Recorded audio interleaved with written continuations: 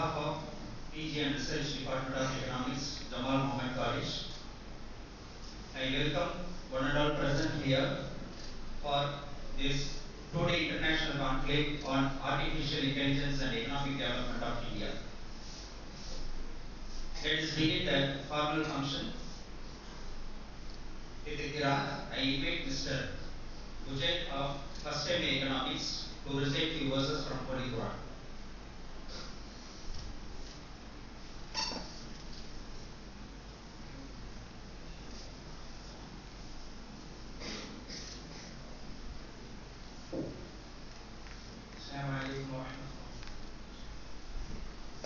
أعوذ بالله من الشيطان الرجيم.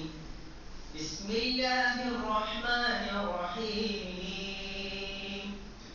الله لا إله إلا هو الحي القيوم لا تأخذه سنة ولا نوم له ما في السماوات وما في الأرض من ذا الذي يشفع عنده إلا بإذنه يعلم ما بين أيديهم وما خلفهم ولا يحيطون بشيء من علمه إلا بما شاء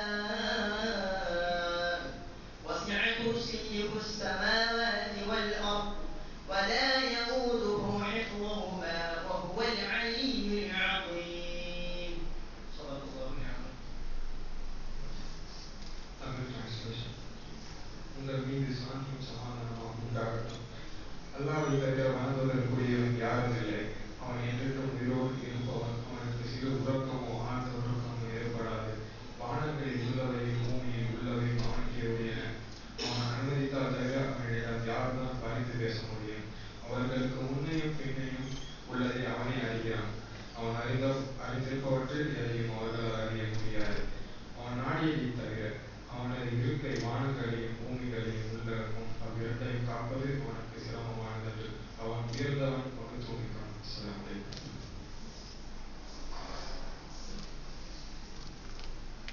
Thank you, Mr. Ujay and Adil.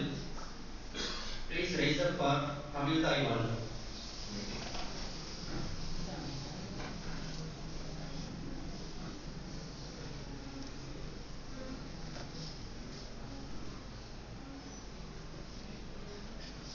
ஈராறும் கடலுடுத்த நிலமடந்த கிளியொருவும் சீராறும் மதுனமென திலப்பரத கந்தமிதில் எக்கணமும் அதிசிறந்த திராவிடனர் திருநாளும் தக்க சிறு பிறை முதலும் தரித்தனரும் திலகமுமே அத்திலக வாசனை போல் அனைத்துலகும் இன்பகுற எத்திசையும் புகழ் மணக்க இருந்த பெரும் தமிழனங்கே தமிழனங்கே உன் சீரமை திறம் இழந்து செயல் மறந்து வாழ்த்துதுமே வாழ்த்துதுமே வாழ்த்துதுமே.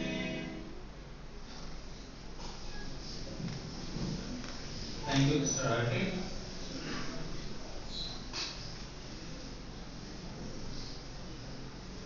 Economic development is always backed by technology since the creation of human in this world.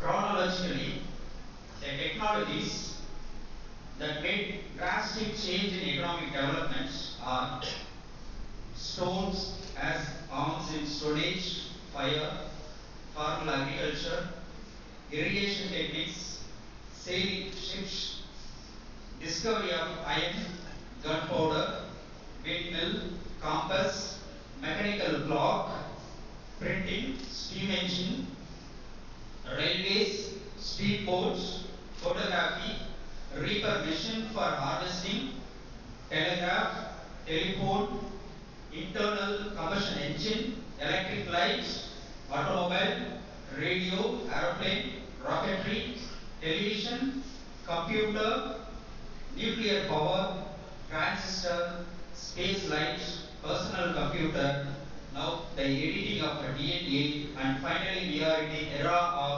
artificial intelligence. So economic development is prominently measured through GDP and per capita income. So a balanced economic development should accompany with the employment generation. But the major challenge before us, whether the artificial intelligence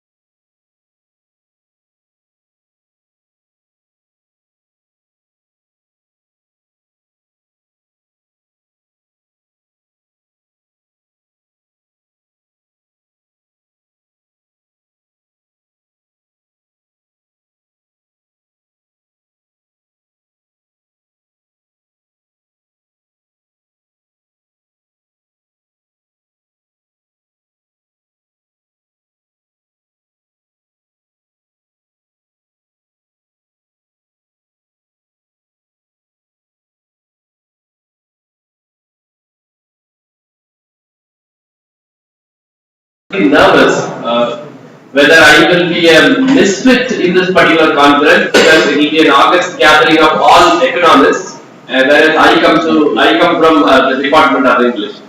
Then I thought I come with a lot of expertise on expertise in education as well as in AI. So with that, I will be able to provide you relevant input to this particular conference.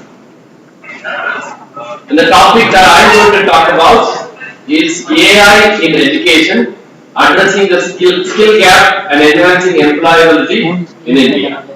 Okay, and I am a technology enthusiast.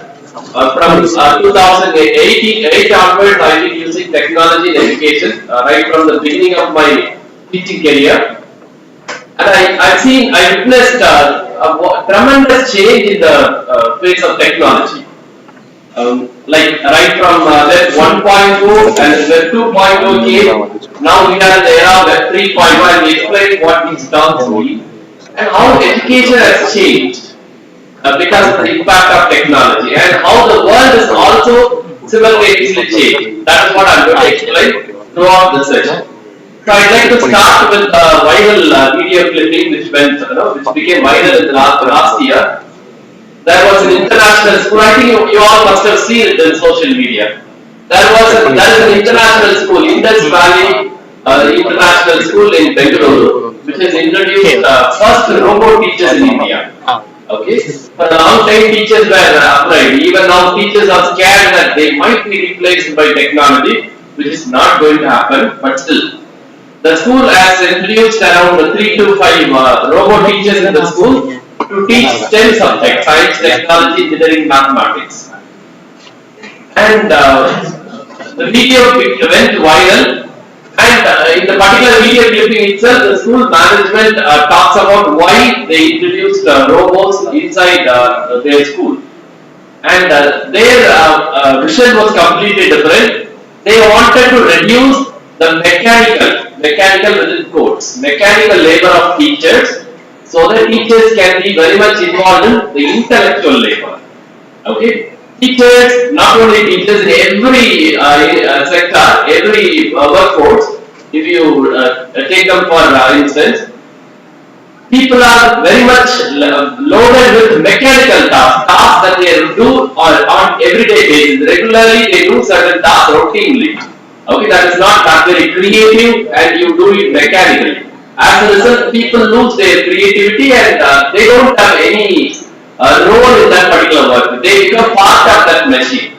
Okay, so the school management says they wanted to reduce the mechanical labor of the teachers so that teachers can be involved in intellectual labor. They can talk to the students, they can guide them, they can mentor them, they can give actual feedback. That way, students will be able to learn. So I specifically wanted this video to be the beginning of my presentation. The reason is this is a very good example of how AI is changing education.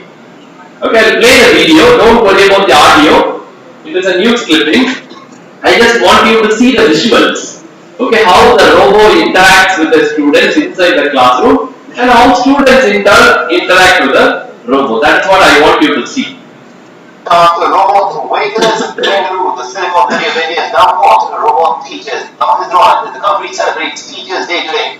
A school in India's county capital has introduced the very first robot teacher in the country. Beyond Nishtha Virendra,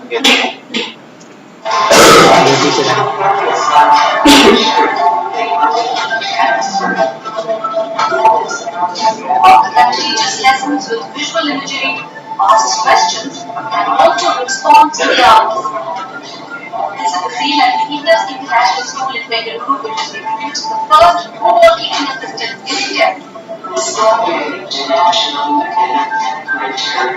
3 robots on campus teach 5 subjects to almost 300 students in classes 7, 8, and 9. But the question is, why robots? The school feels the use of artificial intelligence is our workload had to be taken away. And this has been facilitated by the robots that come in to assist the teacher, to part-time the teacher. As an example of what I would call is a man-machine The 5.7-inch robot teacher is dressed like a human, but they do not replace real teachers. Instead, they assist them in teaching lessons. So who are you? Okay, so as we watched in the video, look at the gestures, facial gesture that Robo makes. It almost looks like human. No, in the way it moves its eyes, it opens its mouth, and the hand movements. Okay, so technology is learning a lot from us. That is what we call as machine learning. Machines learn from us, they imitate us, and now the highest point is machines can think like us. That is what we call as artificial intelligence. They can only think like us. Okay, they are not human beings. They can only replicate how we think. Okay, this is a very crucial point because I will explain it later in my presentation. So in order to understand the impact of AI, we also should know the history of internet. Why we are all very much fuzzy about AI? Why we are very much bothered about AI? In order to understand that, we need to understand the history of internet. Internet became available only in the last decade of the previous century. In 1990s, in the middle of 1990s, internet became available. But even before that, from 1960s onwards, there were a lot of talks and research about the internet. People were imagining if we could connect all machines in the world, if we can share data all over the world, what would the world look like? There were questions, imaginations that became a reality only in 1990s when the internet was made available to people. The first age of internet is called as Web 1.0. Okay, Web 1.0 from 1995 to 2000 or 2002. Okay, the years are not exact. It might change according to geographical locations. So in the first era, all that we had was static web pages. Websites were very static because they were not like what we have now. They were very static web pages with basic HTML and hyperlinks. They cannot provide too much text on the same page, so instead they would provide hyperlinks. Words that would appear in blue color underlined. If you click on that word, it will open another page. That is how websites were designed, and they used HTML language, hypertext markup language. That was the coding language. So, in order to develop something in the internet, we had to learn the language of machine. Okay? And in the first era, internet had limited interactivity. You cannot give like or share or reply. Nothing was available. You can only read. Okay? There was no interactivity at all. And user participation, you cannot create anything. Only those who know HTML can create and upload it on the website. You can only read it. Okay, even videos were not there because that would occupy more space. So they had a very limited number of videos.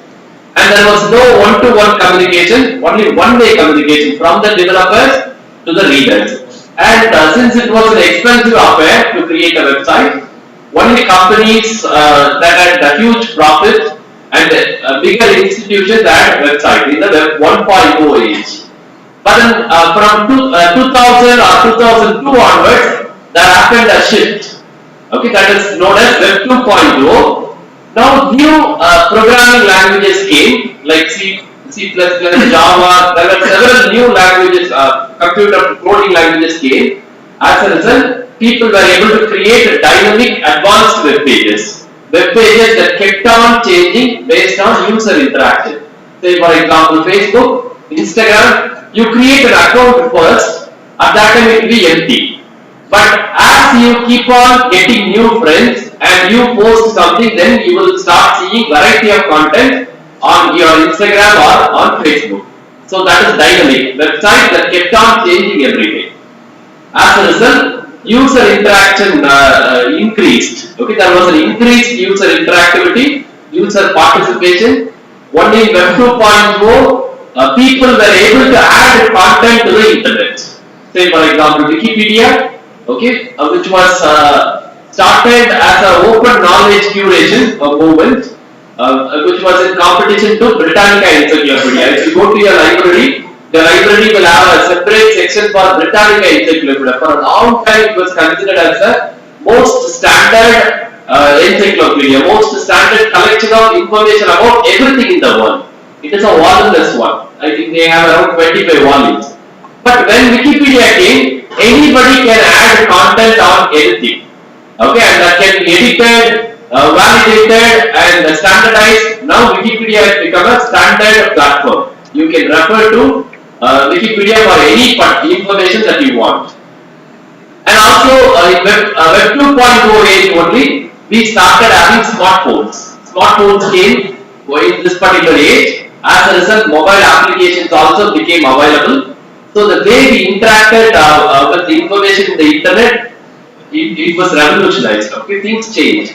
So mobile app culture, mobile web, all these became very popular, and mobile internet also was available in this particular age. Now, from 2015 onwards, okay, 2015 onwards, there were a lot of talk about Web 3.0, which is otherwise known as semantic web. But that became available only during the pandemic. Pandemic was a blessing in disguise. All of us were forced to move to the internet arena, and Web 3.0 started, I would say, it started in 2015 onwards, but officially we realized only during the pandemic. It is known as semantic web. Semantic means website which can understand, website with meaning, web with meaning. That means website, technology can understand human language. In Web 1.0 and 2.0, we learned programming languages like HTML, Java, C++ to create a program. But now you don't need any programming languages. You can use human language to interact with the internet. That is a major shift. Okay, you can use your own language to interact with the internet. You ask Alexa, turn on the light. Alexa turns on the light. Okay, Siri, give me the direction to Chennai, and then it immediately gives you. Okay, so there are a lot of chatbots, and they can understand human language. Even in ChatGPT, you just ask a question as you talk to another person. It immediately responds. Okay, now computers can process human language. This is a major shift. Okay, that is a revolutionary idea actually. And because of that, several technologies were introduced. IoT, I suppose you must be familiar with IoT, Internet of Things. Internet of Things means you can connect any object in the real world with the internet. Say for example, the water bottles that are kept on the table, you can connect it with a sensor with the internet. The moment it becomes empty, it will be alerted. Or I can connect internet with my own water bottle, and I can monitor it through my smartwatch. Whenever it becomes empty, I will know. And at the end of the day, I will know how many times I filled the water bottles. That way I will be able to measure how many liters of water I drank. Because such data is collected through real world object. That is Internet of Things. And that is used in all fields, even in agriculture. They connect plants. Okay, plants, trees with the internet. And the agriculturalists, they need not visit their field every day. Sitting at home, they can monitor whether the plant needs any water. That way, everything is automated. Sitting at home, they can just turn on the motor, and your field will be watered. Okay, a lot of automation is happening because of Web 3.0. And we have artificial intelligence also. Artificial intelligence is not natural intelligence. That we need to understand. It is artificial intelligence, making machines think like human beings. Now here I also like to comment that there is a tough competition with artificial intelligence. There is a tough competition between artificial intelligence and natural stupidity. If we don't develop our intelligence, natural intelligence, then we will be a slave to artificial intelligence. Okay, this is where the skill gap comes to play a crucial role. That also I will be highlighting in the future slides. Okay, so because of Web 3.0, now we have increased automation. Increased automation means a work that can be carried out in several steps can be done now within one step. Say for example, you want to edit a picture. Okay, you want to edit a picture. Earlier, we open the computer, we go to Photoshop or any other image editing software, then include all the properties, collect them, change colors, combine. It will take at least 2-3 hours. minimum 2-3 hours. But now you go to ChatGPT, create an image, then you explain the image, processing your word, it can immediately create an image within 1 or 2 seconds. The same thing goes with videos also. Videos, sounds, anything you can create within 1 or 2 seconds. Generative AI is so powerful. Okay? So anything can be created. Now as a result, people are losing job on the one side, and at the same time new jobs are also created. And Web 3.0 is also associated with several other problems like privacy, security and trust. The moment you start using a smartphone or internet, your privacy is lost. Okay, all your data is available in the internet. We all proudly wear a smartwatch. Okay, some pharmaceutical companies monitoring our health through the smartwatch.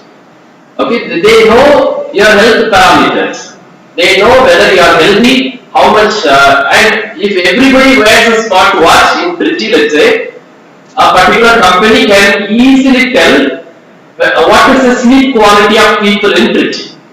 If we wear the smartwatch 24 hours, even when you sleep, if you wear the smartwatch, the company can easily monitor what is the sleep quality, and if they find that sleep quality is poor, then they will come up with a new product, a medicine to increase sleep quality, and it can easily market it because in your mobile your sleep quality is there and your smartphone is connected, and everywhere you will see the advertisement for that particular sleep medicine.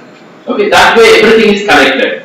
I also remember another incident in last month in October. I received a call from Apollo Pharmacy. Okay, I received a call from Apollo Pharmacy and they said we have 15% discount on all medicines. Would you like to buy some medicine? I was surprised. I said I don't need any medicine. They said no sir, this month only we have this offer. You can buy. Would anybody buy medicines on discount? Of course, if I buy, you can give me discount. I don't need the medicine. And they were saying that you used to buy these sort of medicines usually in our Apollo Pharmacy, and in case you want, you can buy them in advance. I was shocked. Look at how they use our data. Okay, that is what is happening in all industries through all devices that we wear. Future is going to be with wearable technology. Now after Web 3.0, we will have Web 4.0, where you will have all wearable technology. Wearable technology means now you have smartphones. Okay, something that you carry. But in Web 4.0, you will have all technology that you will wear. A smartwatch. Now you have smart rings. I think you must have known that smart rings. Instead of watch, you can wear a ring that will measure your health parameters. And that can also, if you receive a call in your smartphone, if you connect it with Bluetooth, it will vibrate. Okay, a health ring. And you also have a smart spectacle. Okay, smart spectacle connected with the camera. So whenever you see a person, it will scan their face, analyze the database, and it immediately tell you the name of this person is this, and he comes from this place. You will see that in your monitor, in your class. And it is connected with a speaker, it will speak to you. And there will also be a mic. You say, Alexa, I want to go to Chennai, show me the route. Then a map will appear. It may look like Yendran movie, but it's a reality. It is already available. It will soon be available to common men. Okay, so a smart spectacle like that. All the objects that we wear, who knows? Maybe in another 5 to 10 years we will wear smart shirt, smart pant, only one shirt, which will change color every day. Okay, which will change the design every day. That might happen. Okay, so things are rapidly changing. What happened today will not be there tomorrow in technology. New technology is coming every day. As a result, we also have privacy issue and security issues. We are not secured in the internet. Okay, we are not secured in the internet. When your data is freely available in the internet, you are not at all secured. So we must become aware of how to become secure. In the age of AI, we all should know how to save our data in the internet. That is more important. Okay, that is also included in AI literacy. And the last one is trust. You cannot trust anything on the internet. Immediately you will see the video of let's say the Prime Minister of India or the Chief Minister of Tamil Nadu somebody says something, you will immediately receive a video, okay, and you cannot trust that video. That would have been created by deep fake. You just collect some 5 to 10 images of the Chief Minister of Tamil Nadu and write the text and upload it in the software. It will immediately create a video as if that person is talking these words. Okay, it can happen. Already you might have seen such videos like the Prime Minister of India is singing some songs. Such videos are there in the internet. Okay, deep fake images, deep fake videos that have resulted in distrust. You cannot trust anything in the internet. So we need critical thinking. Okay, we need critical thinking. I will be highlighting all those skills that we need for the age of AI in the upcoming slides. Now let's try to understand what AI is and how it works. AI is a technology that enables machines to perform like human beings. Okay, usually human beings alone can learn, think, reason and solve problems. The machines cannot do that. But now because of AI, machines can also think and they can also reason out, they can solve problems, they can logically come to a decision. All these are possible because of AI. Okay, you go to Amazon Music or any app which is endowed with Alexa. Alexa, can you play this song? Then it immediately tells, I cannot violate copyright, this song is not yet available. So it is also aware of the ethical concerns.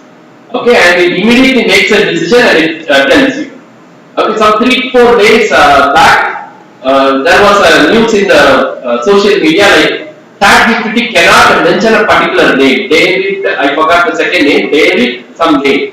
For some reason, it cannot mention. So everybody started asking several questions to ChatGPT so that it can give that name, but it refused.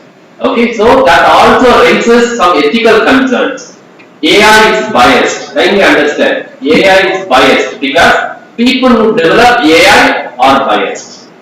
So you cannot expect an unbiased response from AI. Okay, whatever AI creates will definitely be biased.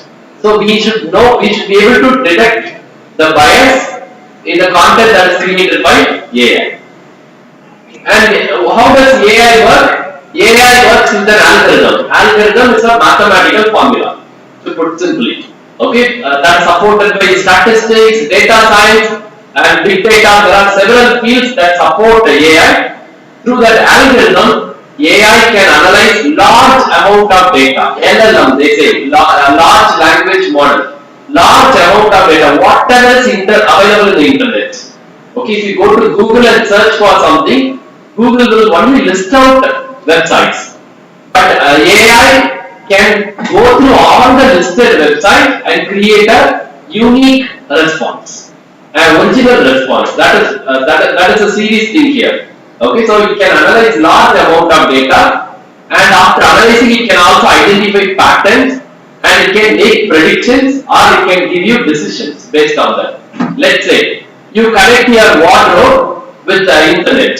Okay, all the dresses that you have, and you go to a textile shop, you want to buy a new shirt, and you have selected some 10 to, and the shirts that are available in the shop is also connected with the internet. The moment you enter the shop, I want to buy a shirt. You give your criteria, which color or which preference, then you within 2-3 minutes, you will be able to know which shirt you can buy because of the analysis of data. Okay, so such a kind of things are going to happen in the very future because people are innovating with AI to find new solutions. And to understand how AI works, we need to understand several components of AI. AI basically works with the data. What is data? Everything is data. For example, the measurement of this hall, the number of fans in this room, the number of AC machines, and the temperature which is the AC is working in, and the number of people here, the gender, and the place where you come, everything is a data. And the number of chairs, how many chairs are empty, how many are occupied, everything is a data. So AI can process all these data. Data is the textbook for AI. So AI learns the data and uses the algorithm to analyze the data Algorithm is a set of rules, mathematical formula. And the best thing is AI can write its own algorithm. That is sometimes it is also threatening, sometimes it also looks like a blessing. AI can write its own program, it can create its own program and it can process information on its own. It is independent. Okay? And machine learning, ML is a subset of technology where machines learn from us. You have a smartphone with you and when you chat in the WhatsApp, okay, you type in English. எப்படி இருக்கீங்க and you repeatedly use the same expression. Fourth time when you start எப்படி and then you immediately get a இருக்கீங்க word at the bottom of your screen. It predicts. Okay, it predicts that if this is what you are going to type next. Similarly, when you type in the email, okay, when you start typing I would like to, then immediately it completes the entire sentence, predictions. Okay, these are all basic things. But AI is more advanced than that. So that is a machine learning because machines learn from you. How you use your smartphone, how you use your television, smart TV, and how you use your smart applications at your home, it learns from you. Okay? Say for example, smart lights are available. Smart lights. When you connect it with the AI, it can learn when you usually turn on the light, when you turn it off. If it learns, automatically it can turn on, turn it off. Okay, you don't need any intervention. And then deep learning, AI can analyze data in a deeper manner, which was not possible at all previously. Now we can give deeper insights. Now, with the AI, we also have some ethical concerns. For example, for educators, since we all belong to educational institutions, the first one is privacy and data security. Our data is not secure and we don't have any privacy. Say for example, you just say I want to buy a new car. Your mobile is listening to you. You don't need to search. Okay, you say I want to buy a new car. Repeatedly you say for 2-3 days, or you call somebody and ask about the new models of car, your mobile is listening. And then for the next 1 month, everywhere you will see car advertisements. That is because AI is closely monitoring you. Not only AI, all kinds of technology closely monitor. So you don't have any privacy. And your data that is stored in the internet, that is not secure. So now we need to know how to secure my data in the AI, in the internet, and also how to maintain my privacy in the internet. And second thing, bias in algorithm.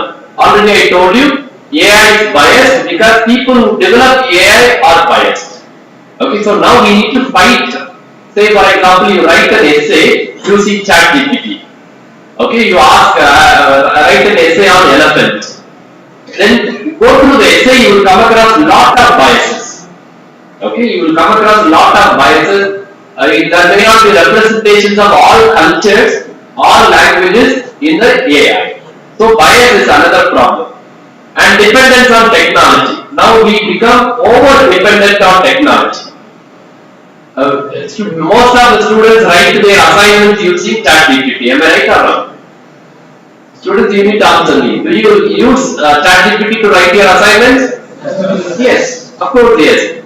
Now teachers are frustrated. I am giving an assignment, they are not writing originally. Now the problem is not with students using ChatGPT, but the problem is a teacher needs to think of an assignment question which can help students to use AI ethically and responsibly.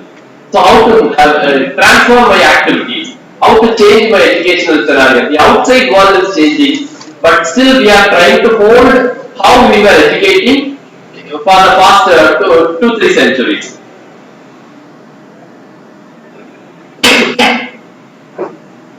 Okay, so AI is rapidly transforming how we learn, how we communicate, how we work, and how we live. Okay, everything is changing. Automated grading system. Okay, automated grading system. During pandemic, many of us used automatic grading of multiple choice questions. But now even essays can also be assessed using automated grading. Okay, and the kind of feedback that it generates, that you can never imagine. The feedback will be longer than the original essay, and the deeper, you will get deeper insights. Okay, so that is the power of AI. So automated grading systems will be available everywhere, and now many companies use ATS. I don't know whether you have heard of it. When they recruit somebody, they use a system called ATS, Application Tracking System. Okay, you upload your resume. If your resume is not according to the standard of that particular machine, immediately your application will be rejected. You may be overqualified, you may have all skills, but if you don't know how to represent it in your resume in an appropriate manner, you won't get the job. Okay, so ATS is another very important example in HR. They use this particular software to trace or to go through all resume automatically and shortlist candidates. Let's say for a job around 300 people applied. They uploaded their resume. For a human, it is impossible for a human being to go through all the 300 applications and then shortlist. Now they use a machine to shortlist the resumes. Okay, now you need to make your resume in such a manner that even a machine can select yours. So how to do that? So that is also a skill. And personalized learning platform, if you use YouTube or Netflix or Amazon Prime or Hotstar, you will understand that. Based on the kind of videos or movies that you watch, you will get recommendations. Okay, if you are interested in thriller, you will get all thriller movies in suggestions. Okay, that's called personalized platform. So AI can also personalize the educational sector. So all the mobile applications that you use in your education will be personalized.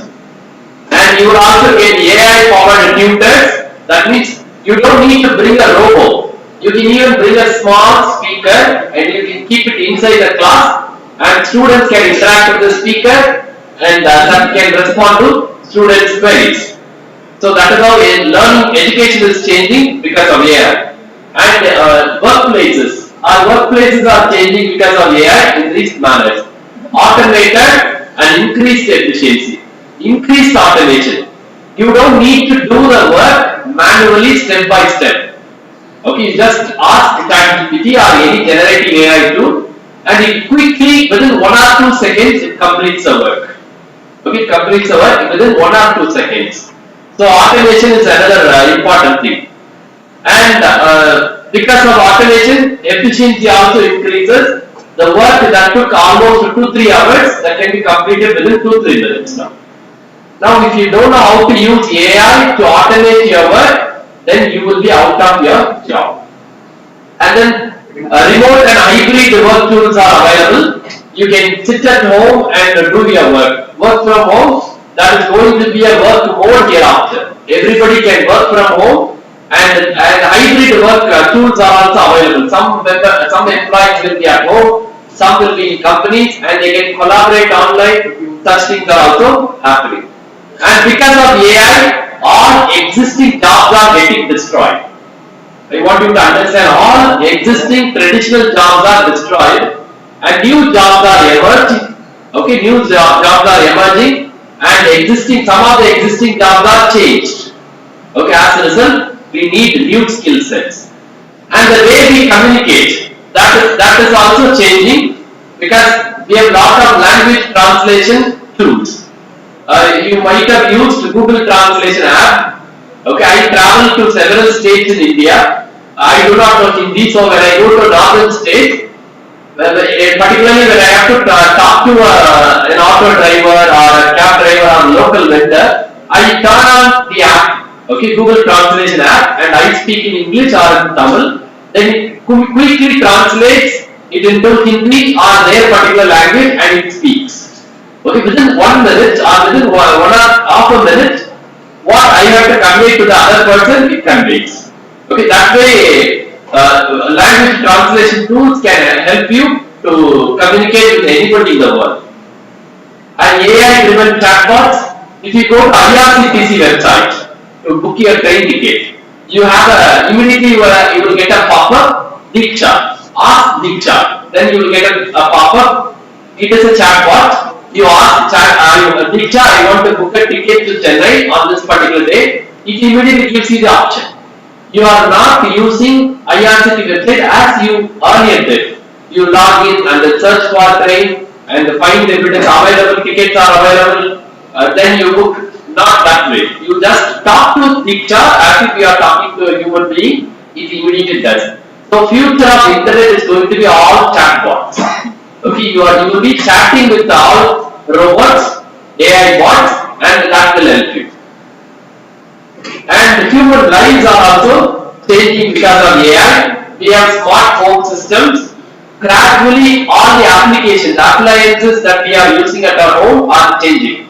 You can have a smart fan. If only people are there in the room, it will turn on. Otherwise, it will automatically turn off. Such things are available. You might have witnessed it. Even if you go to Trends or Max, these particular shops, in the trial rooms, they have a light with the sensor. If only people are there in the room, the lights will turn on. The moment they come out, it will quickly turn on. Okay, they are saving electricity. So such smart applications will be available at home. And healthcare advancement, because of all these wearable devices, they monitor our health parameter regularly. So you can predict whether you are going to have any illness very soon, or it can also tell you how many in another 5 to 10 years if you are going to have heart attack, it will also predict. It will tell you that your symptoms are showing that you might have a heart attack in these many years. So you have to do these exercises or take these medicines to prevent. Okay, so things are changing. Now, where is the skill gap here? So AI is changing the world, I explained it. Now we need to understand where is the skill gap, or why there is a skill gap.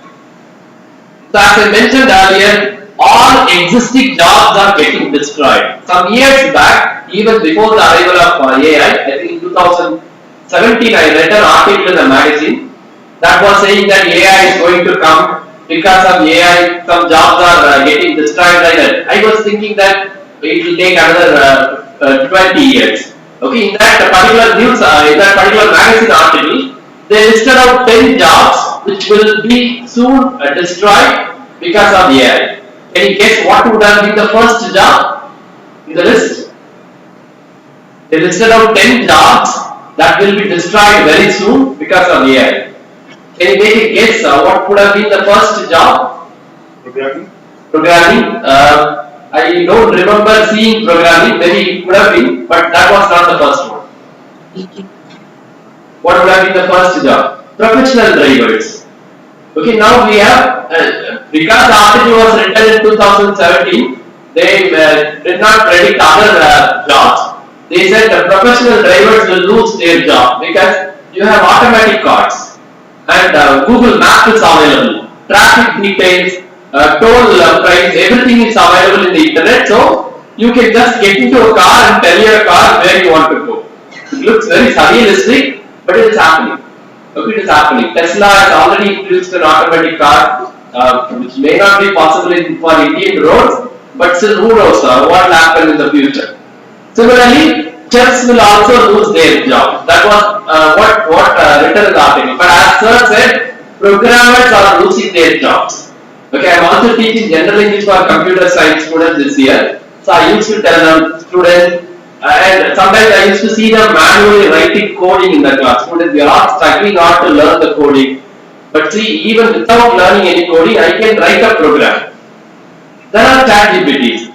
So you learn the basics so that you can identify errors in ChatGPT or other things. So you need to be smarter than AI or smart applications. So that is what I used to tell my students. So programmers will lose their jobs. Unless you are creative, unless you are innovative, you will definitely lose your job. And new jobs are emerging. Say for example, you all are using Amazon, right, to buy products. Let's say I am going to buy a water bottle from Amazon. What kind of information will be on that particular page? Another information on a page about water bottle, this particular product price. They will have the product price, commerce related details, price, discount, okay, and then Features. They will have specifications of the product. size, measurement, okay, and then they will also have pictures, visual information, pictures will be there, and then aesthetical description will also be there, like poetic. Okay, the bottle looks so elegant and it will look professional. They will entice you to buy, tempt you to buy. Okay, so such aesthetical description will be there, and the logistical detail, HR related detail, how many days it will take to reach you. That will also be there, and then you will also have psychological related details. Customers who bought this bottle also bought a bag, several other things will be listed out.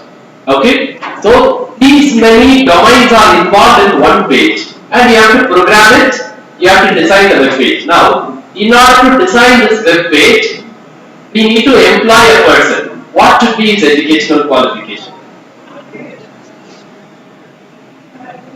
I hope you understand my question. In order to design a web page about this water bottle in Amazon application, Amazon website, I need a person. What should be his educational qualification? Creativity. There's no connection between education and employment. Okay, that person should know something about psychology, something about commerce, logistics. He should also know programming. He should also know photography. He should also know how to write poetic lines. So that person should be creative enough. Okay, he has to imagine something that is not there. Only then he can attract potential customers. So there is no connection between jobs and employment. Anybody can become anything. Even a BA English graduate get a job in Google as a programmer. That's possible. An MBA student can become a writer. Anything is possible. Okay, a BA economics student can become anything. Not just that you have to become a banker or any job related to commerce or economics. You can become anything. Okay, what if you possess essential skills? So, because new jobs are emerging, new skill sets are required. For example, teachers will know we are not doing the job as we were doing some 5 to 10 years back. This is not how we used to teach. This is not how we used to prepare lessons or prepare for our classrooms. But things have changed. Okay, this is not how we conducted exams and assessed. Things change. So new skills are required for teachers. In the same manner, in every job industry, new skill sets are required. So we need to identify the new sets of skills, and we have to impart those skills. Now, there is no such mechanism to identify new sets of skill and impart. As a result, there is a mismatch between skills that the employers look for and the skills that job seekers possess. For example, you graduates will have certain skills. Those skills are outdated. Okay, those skills are outdated. Is there any final year student here? Any final year students? Okay, you might have prepared your resume, right? Have you listed out any skills in your job, in your resume? Skills I have. Or you can mention skills according to you. What skill you have for job? You can mention. You can mention. In your resume, generally you list out certain skills. Okay, skills that you possess. But now the new jobs or the new workplaces, they don't require that skill. They need a completely different set of skills. And the problem is, even the employers sometimes do not know what skill they need. Because every day, every week or every month, the kind of work that they are doing is changing. So new skills are required. How do we tackle this problem? You have to continue learning. The moment you get your degree, your education is not over. You have to learn for throughout your life. Lifelong learning is important. Okay. So what kind of skill gaps are existing? I am going to list out some of the skill gaps and then how we can tackle as educators. The first skill gap is technical skill gap. We all should know about AI and data literacy. Okay, irrespective of the degree that we are studying, we cannot say I am only studying BA English, I am only studying BA Tamil or BA Economics. Everybody should know about AI. What AI is and how AI works, how can I use AI for my personal or professional life? AI literacy is so important. What is AI literacy? It is not anything about technical things. AI is thinking and generating some content. So you should be able to evaluate the thinking process and identify bias or errors and then modify it accordingly. Okay, so that is AI literacy. But unfortunately, most of the graduates in today's India are not aware of AI. They are using ChatGPT, but they are not using them ethically or responsibly for the benefit of their own development. They use it only for writing assignments. Okay, they don't know how to develop themselves using AI. So limited understanding of AI is a problem. So we need to develop, and then we also need to know certain programming languages. Python. Everybody should learn Python. Python looks like a human language. Okay, not like Java or C++. Because with Python you can create any program for any subject. Okay, so Python is very important, or R for data analytics. Or there are several such programming languages which you need to know certain basics. You don't have to become a master of it, but still you need to know how to use them. So AI literacy is very important. And cyber security skills. How to safeguard your own data in the internet. Okay, you buy a new bike and you take a picture of yourself sitting on the bike and post it on Instagram. The very next moment I can find out all details about you. Your bike number is there. With that I can collect your data from the traffic department, and then from there I can get your mobile number and I can get your data of birth, and then I can get it to Aadhaar database where I can find all your details. Okay, so such things are there. So in this scenario, how can you secure yourself? Okay, that is very important. And then cloud computing, edge computing, these are all becoming popular. They are also influencing all domains, all subjects. So all of us need to know about these technical skills: AI literacy, cyber security, and cloud computing. And then there is also a digital divide. In today's employment scenario, there is a digital divide. For example, in the last century, people who know how to read, okay, and people who do not know how to read. That was the only distinction between literacy.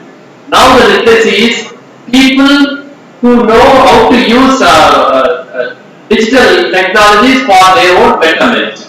Okay, digital literacy is very important. There is a digital divide, especially in rural or urban, even in urban areas. Some people are far advanced, some people are lagging behind. So basic digital literacy is very important, and also advanced digital fluency, like using AI tools. Okay, all of us need to know how to use AI tools for our work purposes. And then there is also cognitive skills deficit. Okay, cognitive skill deficit means thinking skills. Our students can do but cannot think. That is a very serious problem. Okay, we have become brain drain in country. Okay, we are not thinking at all because machines think. We don't want to think. Okay, if anybody asks you to write an essay, you immediately go to ChatGPT and create it. You don't even bother to look through the material and to find the problems or errors, modify. That is not happening because we don't think. So AI literacy is also about ways to think. Okay, ways to think, because AI, when it generates a content, it is thinking and it is creating. So you need to be able to evaluate the thinking process. And data interpretation, all of us should be able to interpret data, any kind of data. And then human centric skill. Okay, emotional intelligence. Emotional intelligence, EQ is lacking now. I would like to narrate an incident that happened here. Some 2-3 months back, in one of my classes, one student told me this. I don't know whether it really happened to him. He was saying that he had suicidal thoughts. I was talking about AI in the class, so suddenly he said, one day I had suicidal thoughts, so I went to ChatGPT and then I said I have suicidal thoughts. I just typed. I wanted to see how it responded. And then he was saying that it responded, there are several ways of committing suicide and it listed out all ways. Okay, and then in conclusion it says the most efficient way is this. And I was shocked. I said, did it really generate such a response? In my opinion, it cannot, but he says, no, it generated, sir. He was saying. No, I was shocked. Okay, so, emotional intelligence. We as human beings know how to manage or regulate our own emotions. Such skills are also essential. And creativity and innovation, the most important thing. You can be educated, you can have all skills, but if you don't have creativity and innovation, then you cannot get the job that you desire. And ethical concerns about AI, that is also a skill. We need to know how to ethically use AI for our own benefit and governance. And then interdisciplinary skills. Even though you belong to one particular domain, okay, even though you belong to one particular domain, you need to have knowledge in multiple disciplinaries. Okay, say for example, if you study economics, you need to know about commerce, psychology, mathematics, science. You should know everything, basics in all these domains.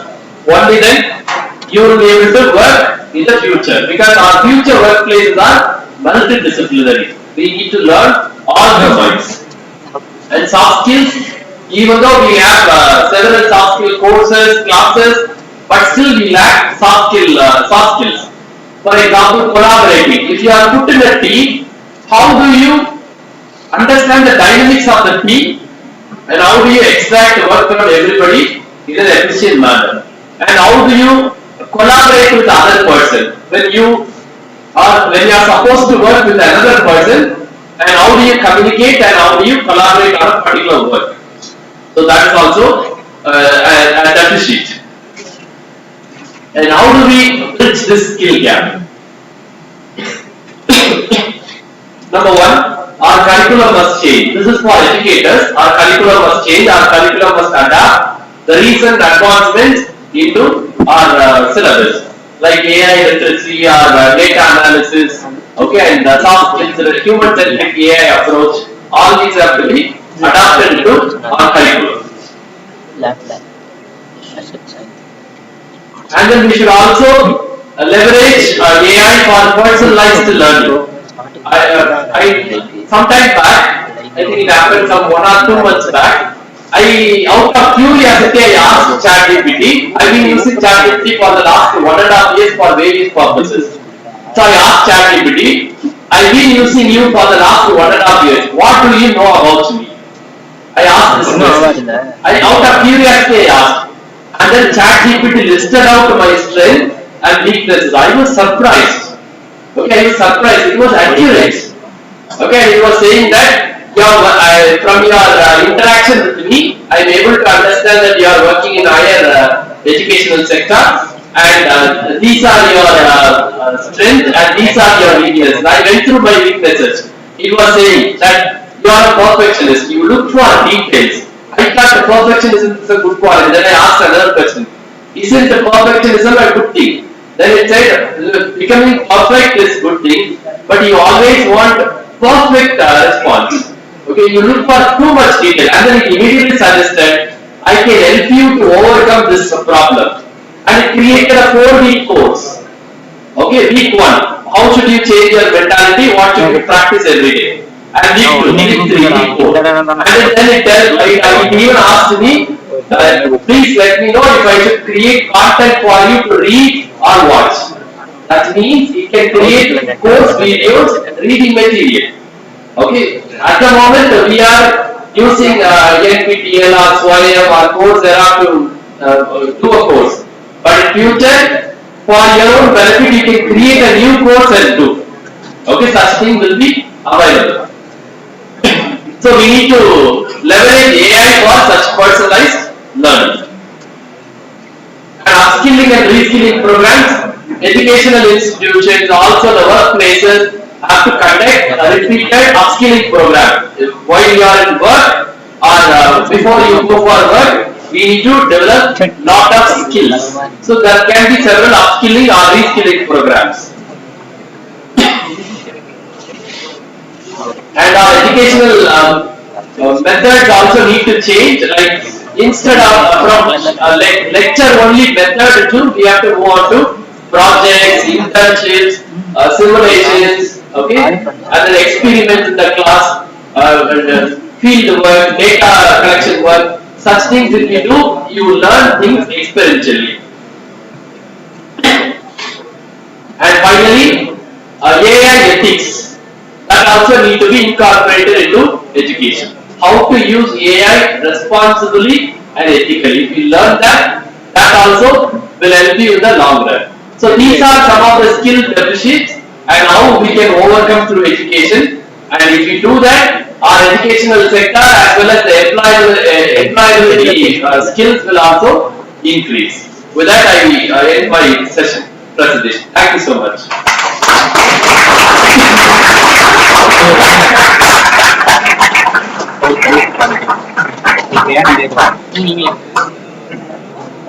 Online. For short break, second session.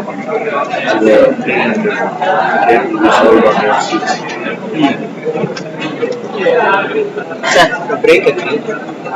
For break it. Break இல்லையா? break இல்லைன்னு சொல்லணுமா? புதுசா நீங்க வாங்க. Delete down.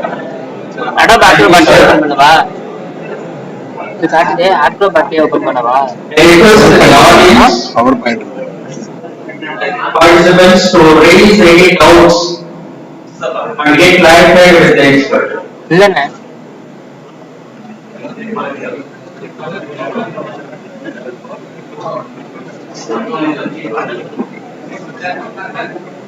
Power point இல்லண்ணே.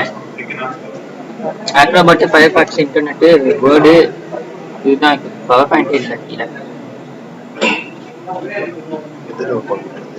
Acrobat பாத்துக்கலாம்.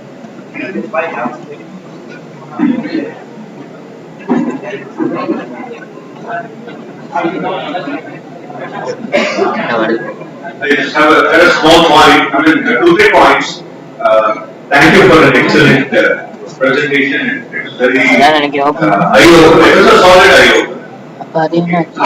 One point was on the slide about the digital skills. One thing, I think it builds up on basic skills of mathematics, logic, statistical knowledge. Today, a job, when we are employed in a job, we are essentially a platform. More customer focused. The earlier concept of segmentation, I learn economics, I am not aware of, I don't have to be aware of the rest of the world, doesn't work. Or I work as a production operator, I am not concerned about this, doesn't work. So, we need programming skills, of course, which you have mentioned, we need essential mathematical, statistical, the concept of how big data is organized, statistics. Okay, this is one point. The second point is, you said everybody there is an ethical dividing line. Where is the ability to offer you an option of programs? Today the ethical point is, the aspect of choice is still there to us. But we need to know what we want. This is the deeper question. அது என்ன You have covered it indirectly by saying that we will இல்ல sir PPT என்ன format by not exercising these are the things. We face it about where we went to the somebody broke the line. People say the Quran virus is also crossing an ethical barrier. So ethical barriers is a driven by competition and disregard for rules. And the desire for seeking a one-upmanship ahead of everything else.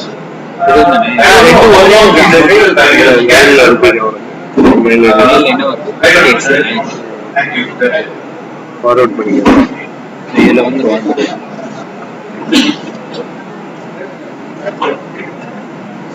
Project draft பண்ணிருக்கேன்.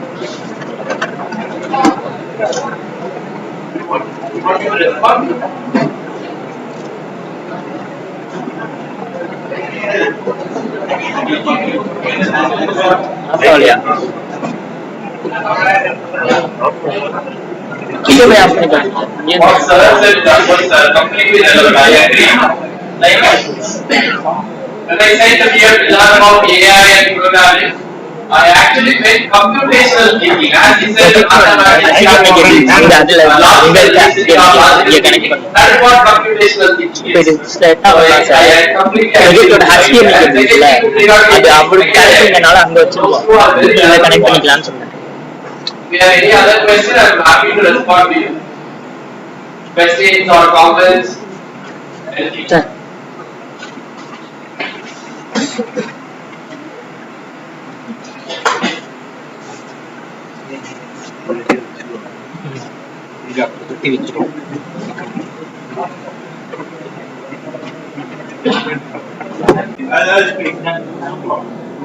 By and large, all AI focuses on the data with the help of algorithms to be able to predict some protein, okay, and maybe make recommendations on the basis of that. And even if we authorize it, they can take certain actions also, usually preemptive actions. The main thing is we do not know the future. The world of choices is ruled by something called game theory. And where at each game there is a probability. Let's say there is a 70% probability this way, 30% this way. The whole point is every time it's on 70%, some person of my own crazy thing, I think the 30% rule. You can't build that much of AI. This is one aspect.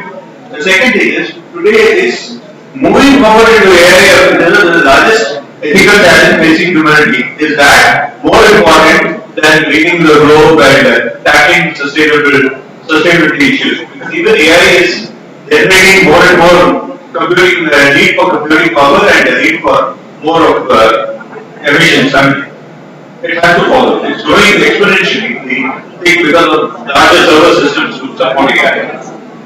Thank you.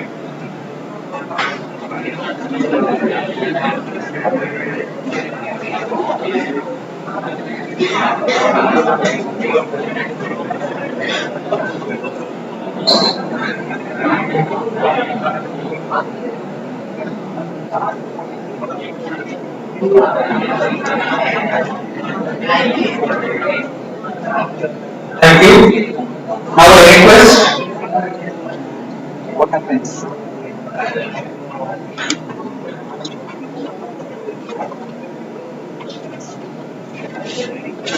The session யார் what happens? Raja sir session முடிஞ்சவங்க ரெண்டும் முடிஞ்சவங்க அவங்க பேசி முடிச்சவங்க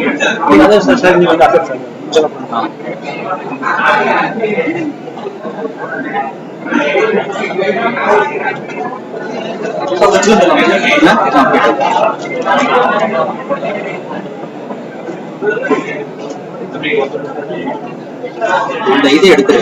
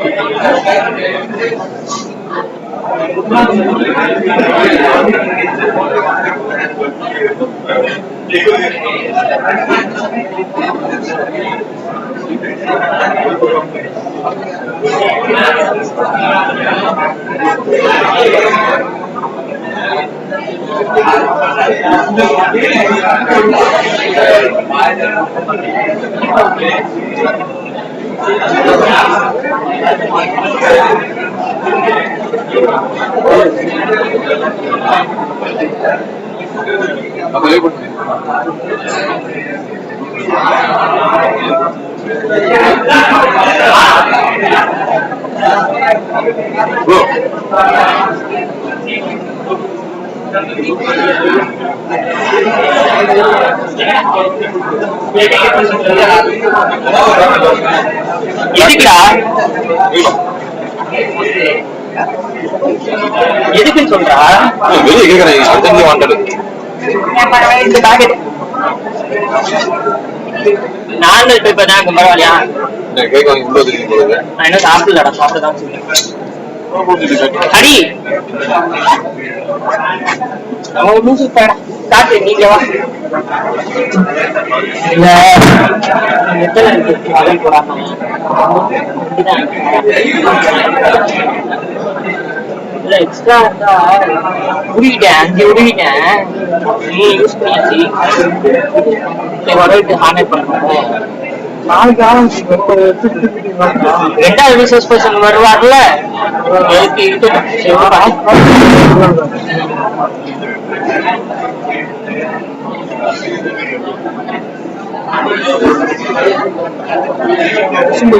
சார்ட்ட சொல்லிட்டு போடா யூடியூப்ல காட்டிக்கிட்டு இருக்கா இப்ப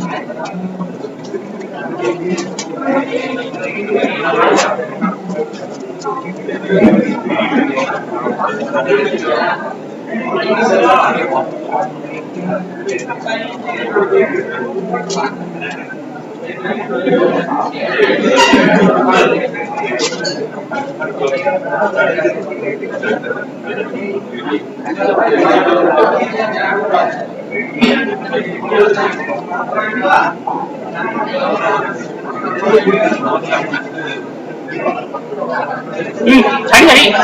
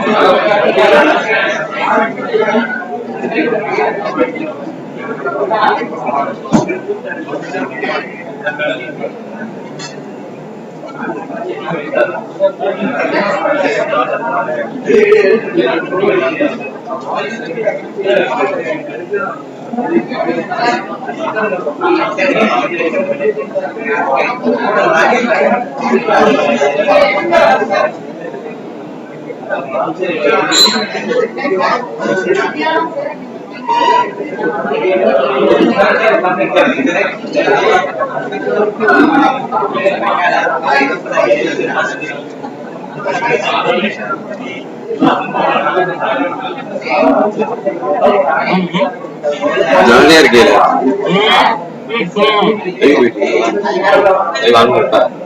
லைவ்ல தாண்டா இருக்கு. சும்மா ஓடிட்டு யாரு இங்கதான் யாரும் இல்ல. ஸ்டேஜ மட்டும் தானே காமிச்சு.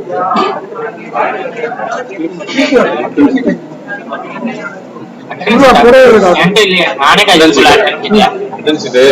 செகண்ட் இயர் கனகராஜன்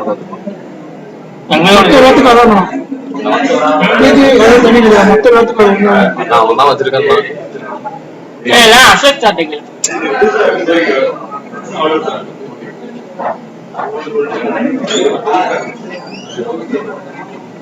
நானே இன்னும் சைன் போடல. நானும் போடலங்க, என்ன பண்றது தெரியல.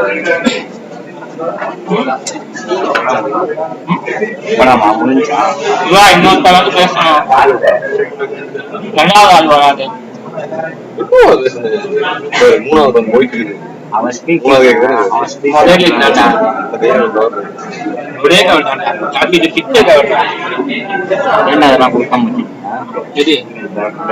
ரெண்டாவது ஆள் வரல. அவருக்கு ஒண்ணு, நாளைக்கு அவருக்கு ஒண்ணு.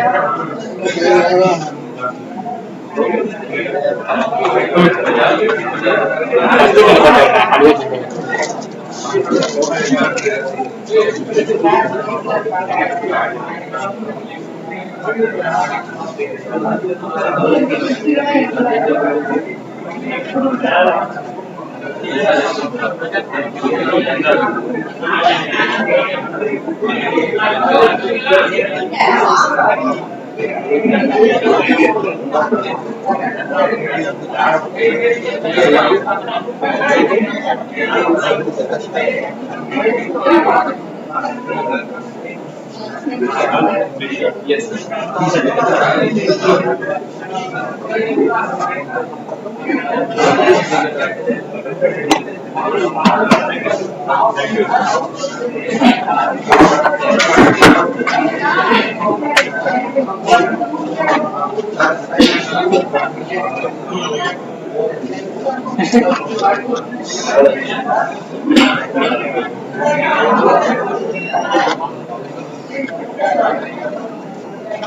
தம்பி டீ இன்னும் வரல.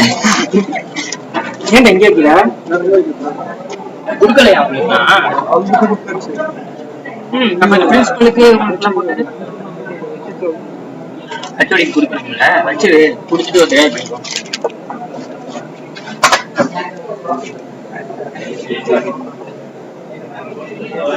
இல்லடா கேமரா இங்க வர எனக்கு தெரியலடா. சரி சார் கொடுக்கணும்னு சொல்லி இருந்தது என்கிட்ட தெரியலையே.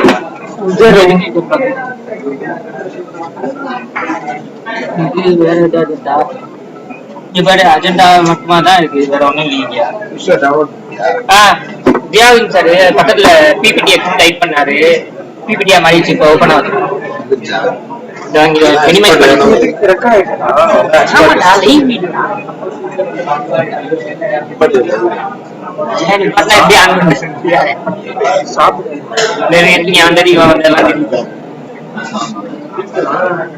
எங்க கிளாஸ் அட்டெண்டன்ஸ் ஷீட் மட்டும் எங்கன்னு கேளுங்க.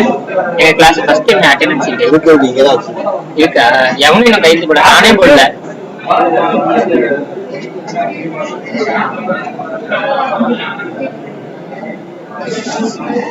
நிஜமா டீ இன்னும் வரலடா. வேணா விடு, பாத்துக்கலாம்.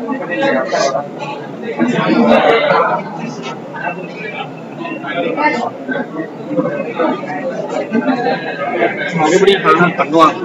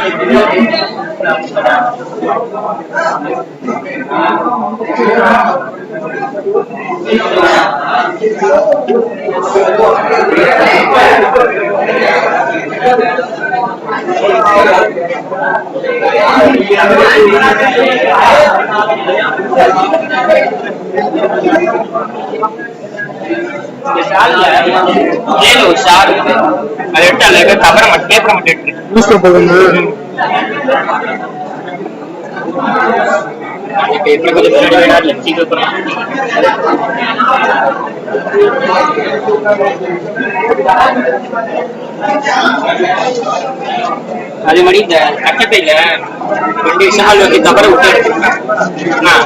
அதுலேயே எழுதி 2 விஷயங்கள்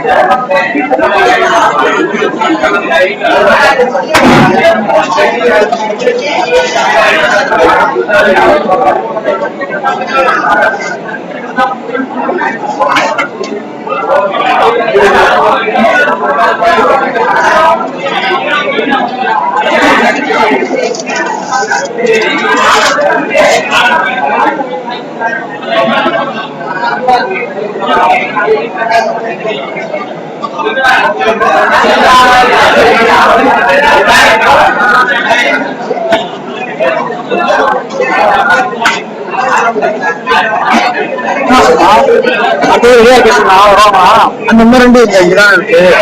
அவங்க வந்து பிரின்சிபலுக்கு வந்து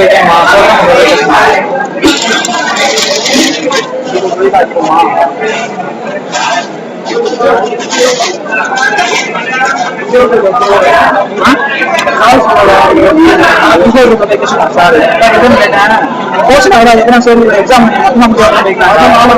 காஸ்ட்லி அவன் சொல்றது அவருக்கும் போட்டு வச்சு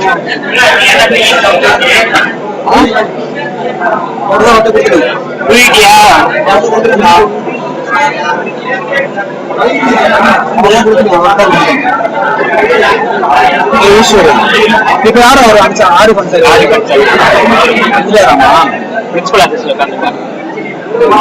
நான் வந்தெல்லாம் லேட்டா சரி இங்க உட்காரு. இதுல இது உறுதியாச்சு. இதுவும் இதுவும் கொடுக்கணும். ஒரே நேரத்தில் கொடுக்கணும். ஆமா வாங்கிட்டான். அப்புறம் இந்த 2 சால் இருக்குது, இந்த 2 சாலும் இப்ப வைக்கணும். 2 சாலும் ஒதுக்கிட்டாங்க, பேப்பர் ஒதுக்கிட்டாங்க. மகளிர் செக்ரட்டரி அந்த கொடுக்கணும் போட்டியா.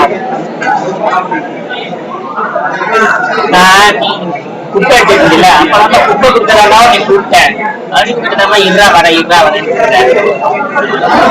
அவனுக்கு கொடுத்தவங்க மட்டும் வச்சுக்கல டப்பாக்குல கொடுத்துட்டியா?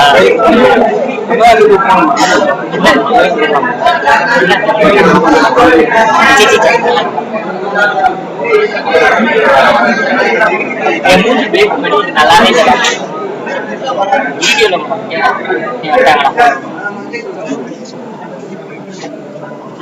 காணொலி நீங்களே பண்ணுங்க சார்.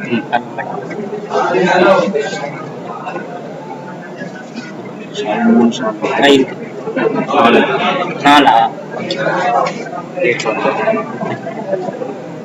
ஹரி இன்னொரு சாலை கவர் ஒட்டி எடுத்து அந்த பேப்பர் 3 பேரா 4 சாலை ரெடி இருக்கு. கவர் அதுக்குள்ளே போட்டு அதுக்குள்ளதான் போட்டு பேப்பரை விடு எல்லாத்தையும் கையில வச்சு போனோன்னு இல்ல already agenda Hari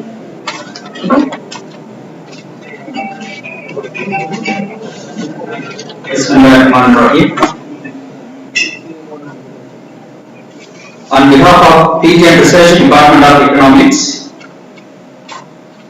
I welcome the dignitaries on the dais and off the dais for this today International Conclave on Artificial Intelligence and Economic Development of India.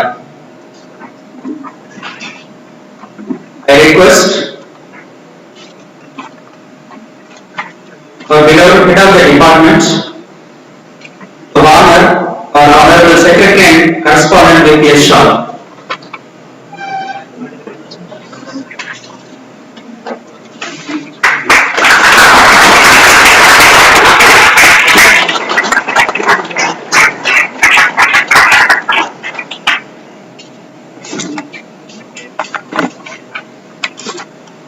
I request our Honorable Secretary and Correspondent to present a memento and by adorning a shawl to our chief guest.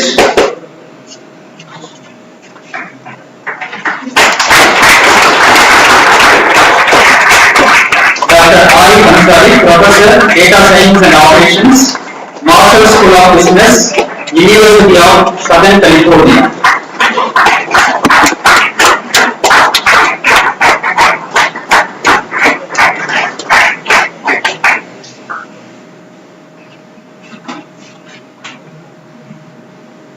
I request Dr. J. Qadir Sharif, Dean of Arts, to honor our Honorable Treasurer by adorning a shawl.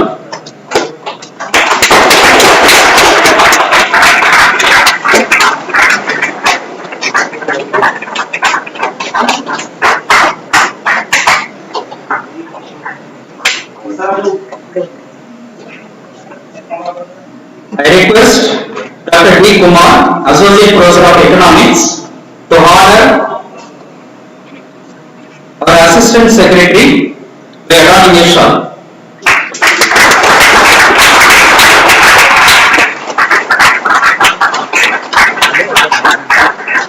I request Dr. A. Hidayatullah sir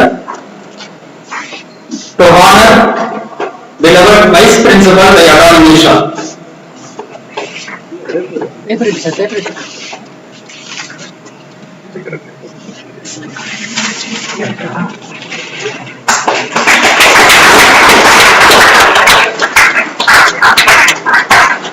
you, sirs.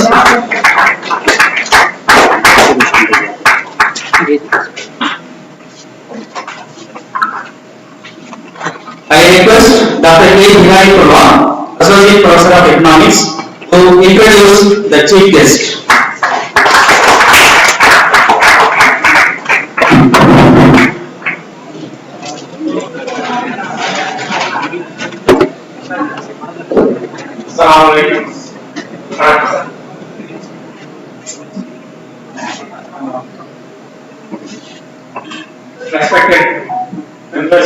management, and vice principal, and organizing secretary of this international conclave. My dear student friends and my faculty friends, I deserve pleasure in introducing this session's resource person, Dr. Arif Ansari.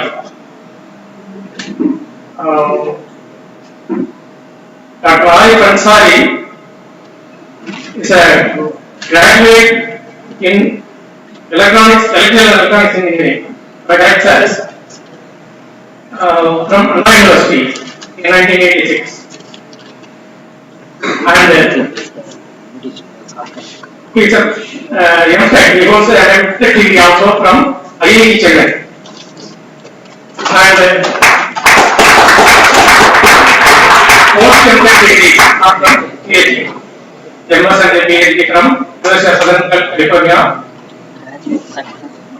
And he is now a professor in clinical data science and operations in University of Southern California Marshall School of Business, and he is an expert in many fields of artificial intelligence and machine learning.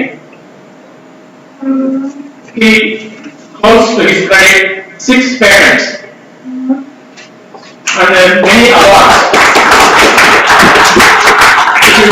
I explain everything. I will take the entire session. It is that much. Particularly the area of viralizing content, big data and other things. And nowadays, the content which is being shared in a media, not only social media, in any media, it is becoming very viral. The expertise in this field, it goes back to his electrical and electronics engineering field, and to his credit, his HNS value is 4 and ITN is 3.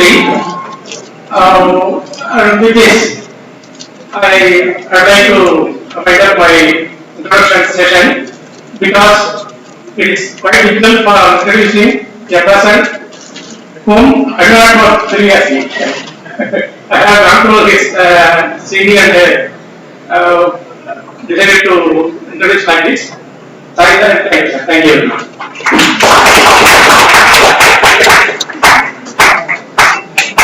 Thank you, sir. Now I request Dr. Arif Ansari, Professor, Data Science and Operations, Marshall School of Business, University of Southern California, to address on graduates' success in the AI era, essential skills and strategies. Welcome, you. Green in the remote.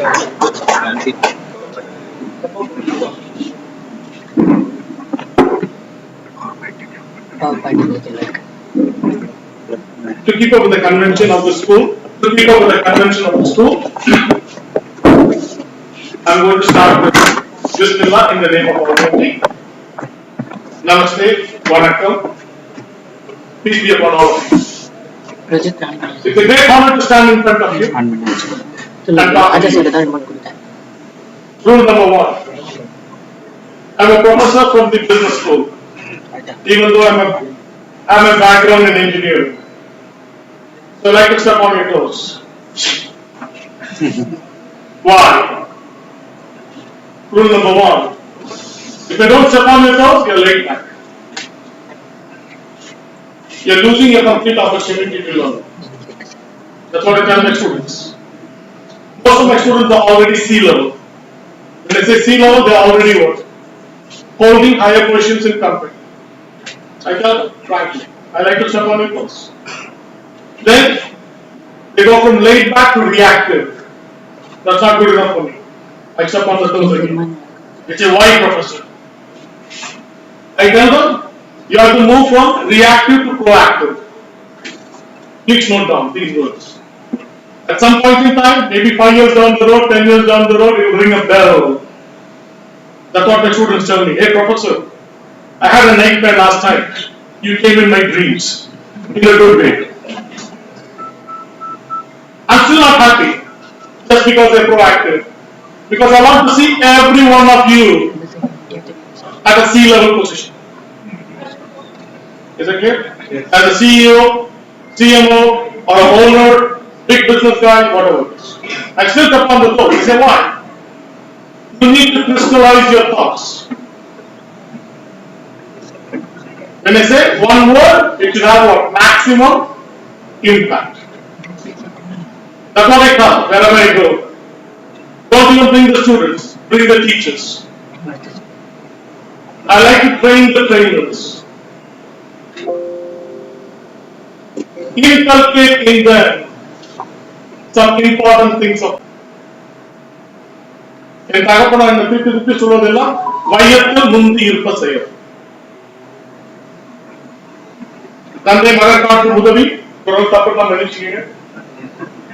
வையத்தில் முந்தி இருப்ப செயல். That one thing from Tiruppuram. He also used to say, commit yourself to lifelong learning. Guys, we are living in an AI era. You're going to see in my presentation. If you don't commit yourself for lifelong learning, you will be what? A roadside product, disposal. Every one of us have to need to update ourselves. In other words, in Tiruppuram Paniya Sunnunna, Karka Kasadara Kadasi Muchi Varai. புரியுதா?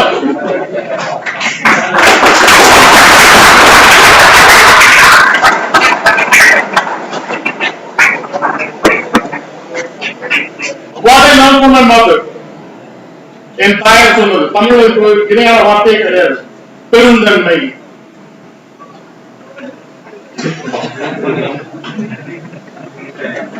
ஒரே வார்த்தை பெருந்தன்மை. In English, the closest word is magnanimity. She always used to say, without magnanimity, there is no humanity. You got it? Without magnanimity, there is no humanity. I tell this because my students are told this. If you benefit from me, even in a small way, send me a check for 10%, just pay. In my class, we talk about $1 trillion ideas. Many of them are starting their own company. I tell them the 10% is not for me, for my institution, my alma mater. It could be my university of Southern California, or it could be what? IIT Madras, or it could be what? College of Engineering, Hindi, wherever it is. Do the same thing. Make a pledge. Is it clear? Without magnanimity, there is no humanity. And what is my message? My message is only one message. In today's world, we need to be CC. What is CC? Critical thinking and creative thinking. You got it? Critical thinking and what? Creative thinking. What is critical thinking? What are the students? Ma, what is critical thinking? Critical thinking is when we think appropriate to the place. Yes, good. Somebody else? Add to it. The answer is right. Ma, what do you think? Critical thinking? No, there's no wrong answer. Never be shy. Always be bold. Yes. Be analytical. Yes, being analytical. Yes. Critical thinking means think deeper. This organized economics people, they are much more smarter than me. They always think at a higher level globally, and they think deeper. Critical thinking. What's creative thinking? So, stand up. விஷயத்தை பத்தி நம்ம புதுசா என்ன நினைக்கிறோம்? Wonderful, wonderful.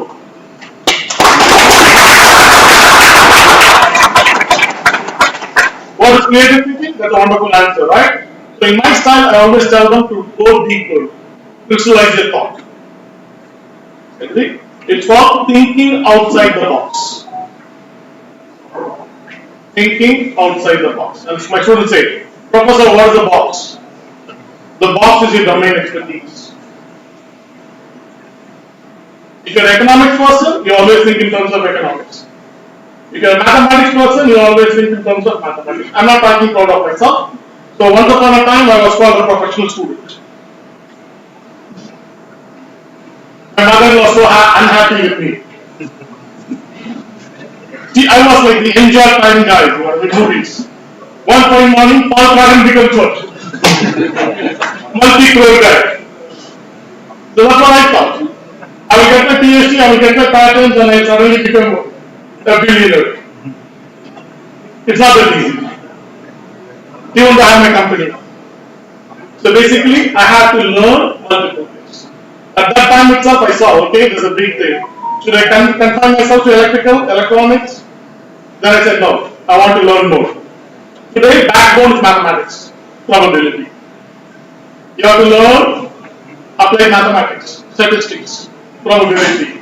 Then I saw, okay, AI courses. I've done many AI courses. Now today, AI courses I can learn in 30 minutes.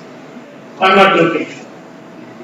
I'll tell you some of those things, right? So from that point of view, develop a critical thinking and your creative thinking, CC. With that said, I think I'm ready to start my presentation. How much time I have? Okay, I'll try to do within 1 hour. I want to make it interactive. Please participate, ask me questions, ask me tough questions. You are not the only person who's learning here, I'm also learning. Rule number 1. How many of you want to be a business guy? Start your own company. Venture capital, guys. Nobody. Come on, guys, you have to think yourself. You should have a vision. You got it? So if you want to have a vision, first thing, get an intellectual sparring partner. You have to do intellectual sparring. Why? Ideas will not blossom without what? Talking with each other. So you have to find good person, trustworthy, who can compliment you. This is a golden rule in America. Surround yourself with smarter people. That doesn't mean I'm not smart. I am smart in my domain. Innocently not. More smarter people in their domain. So after this, always do the things. You talk about football, cricket, blah blah blah blah, cinema, Vijay, all those nonsense. Why am I telling you this? Lead. Don't be what? A follower. That's what I tell my students. People say, hey professor, I want to follow you. No. I'll be more happy if you get ahead of me. Without insulting me. Sometimes people forget that. Right? Okay guys. You got the message? Have ideas. I was just traveling with a data train. By the time I reach Trichy, I have 5 ideas. How to make it better. The first thing I found out is, why the hell these guys are starting only for 2 minutes? All the more people are rushing. In between there's a 10-minute delay. Giving extra 2 minutes is not going to affect anyway. Number 2, trash. Today's trash is $1 trillion business. And how many of you know this one? Recycling of trash is $1 trillion business worldwide. You can take your trash, cook it everything, you can convert it into fuel.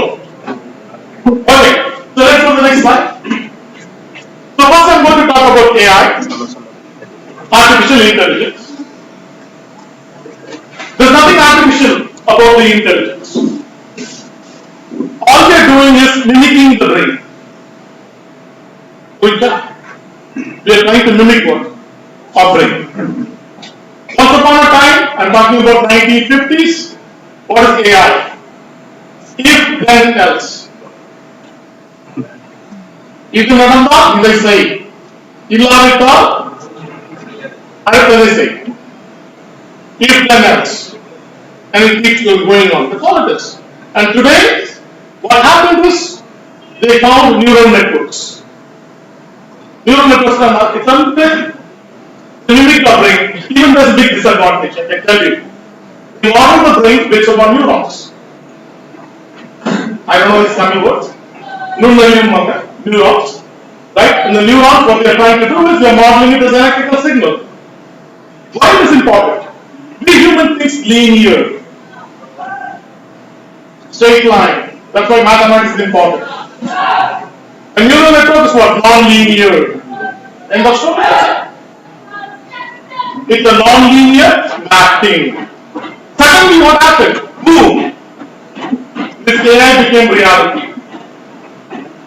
So what is the difference between us and the computer? These AI brains. Close your eyes for 5 seconds and open it. You know who's sitting in front of you? Did I do the scanning? No. You got it? So we have a parallel processing machine. Our brain is very good in recognizing patterns. Very good in recognizing patterns. Unfortunately, we are not very good in recognizing unknown patterns. To recognize unknown patterns, we need many examples. I say this in my class. Meow. Right? Association. Then you say what? I have a small whisker. It has a big whisker. So we teach them in terms of our pattern recognition. The AI is now gotten better because I can feed them million things. Example, I can give X-rays. If you and I see it, we cannot understand it. The computer sees what? Hidden patterns. That's what it is. Go to the next slide. So I'm going to give you a quick overview of what is AI today. It's not only AI, I like to call it AI plus. AI plus. Cognitive computing. Cognitive means we can digest the information, right? And we can take decisions. That's cognitive computing, highlighted by these guys, IBM. Your knowledge graph. What is the beauty? You're going to see later. There's something called structured data, unstructured data. Excel is going to give you Excel. Whatever you can put in Excel, once upon a time, numbers and categories, it's called structured data. What is unstructured data? Everything else is unstructured data. Video, images, sound, right? Voice, all those things are unstructured data. What is the beauty? The beauty is somebody mapped it. The entire vocabulary, created knowledge graphs. All of a sudden, it opened up. So here's the first one. I don't know how many people from IT background are here. If you want to get a job, learn vector databases. Got it? Vector databases. You know the standard databases, right? SQL, structured query languages, and you also have no SQL. Not only SQL, now it is called what? The hottest one is called vector databases. Let's move on. Analytical models. These are very important. Highly mathematical. Even in the AI world, you need this. Why? I want to get an edge. If I want to get an edge, how do I get an edge? Thanks to your introduction, you are pointing out my scores. That's what the KPI. Key Performance Indicator. Exam score, GPA. I know the GPA or hundreds of points or whatever it is. So you need to create all those what? Key performance indicators. They're analyzing the data. We talk about four. So now, what happened is this side, all these things are suddenly blowing up. Gen AI, generative AI. Basically, what does it do? Nothing. You put a query. It's like a guru who doesn't want to answer. It's like a guru who doesn't want to answer. If you ask a question, it goes and finds out the patterns. Similar to your query, it grabs it and then it synthesizes it. It gets all the ingredients and then it cooks it. The transformer creates an answer for you. That's what is Gen AI. And this is the background, you have the deep learning neural networks. All these things, what we are trying to do is what? Finding the patterns. And tomorrow, if you are looking for a job, if you are a PhD level candidate thinking about PhD, look at this one, which is called reinforcement learning. Simple question. In the Olava, deterministic or non-deterministic? Non-deterministic. Deterministic முடிவு செய்யப்பட்டது. Non-deterministic முடிவு செய்யப்படாது. The entire world is what? Non-deterministic. That means you need probabilistic thinking. You got it? For business people, there's only 4 things they think about. What is going to happen? If you're a business guy, this is what you think about. What is going to happen? These are 4 things that can happen for today in my company. What are the chances of these things happening? Probability. On average, what is going to happen? And how much is the variation? End of story. Can you see the critical thinking? Not inculcate. Agree? These are the 4 things that are going to happen. What are the chances of these things happening? On average, what is going to happen? And then what? How much is the variability? Here's a $1 trillion trick. If you want to make more money, what should I do, guys? Watch my hand. Reduce the variability. You got it? My train got what? 10 minutes delayed. But still, amazing. Agree? If you want to compete with Japan, what should I do? The variability should be closer to 0. Impossible to have 0. You got it? So that's what. Let's move on to the next slide. So this is for people once again. Either you want to follow or lead. Is it clear? The hottest topic today is what? LLM. LLM are large language models. Large language model. Once upon a time, I was able to analyze 1 category. Now I can analyze a sentence. Now I can analyze a paragraph. Depending upon how many parameters you put, it is getting bigger and bigger. LLMs. After that, in America, they have moved on from LLMs. Why? To create an LLM, it's going to cost you almost tens of millions of dollars. The big companies are spending $1 billion on it. They're creating the framework for you to use. Next one, they're going into agentic. Now, this is a threat and an opportunity. What's the threat? Nowadays, I don't know much about Tamil Nadu, right? But I've seen this. எத்தனை பேர் mark பண்றாங்க புரிஞ்சு? 0. Almost 0. Why? Anything which is mechanically repeatable will be done by machines. And the machines are getting better. Now they're going from machines to what? Robotics. In the same way, the soft collar job, if you do the same 5 things in your company, the AI is going to do much better than you. That's what's called agentic AI.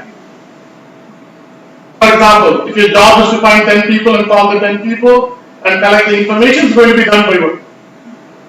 Agentic AI. So there goes my job. So what the new job is going to come? Managing those what? Agents. Writing the codes of those agents.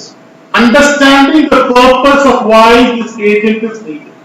For example, people always say what? AI is a scary thing. Yes, it's a scary thing. But also create what? Opportunity. As I told you, always be 1 step or 2 step or 3 step back. In other words, I should not say this, but I'm going to tell you, become alpha males and alpha females. You know what's alpha male? A little bit aggressive, in a polite way.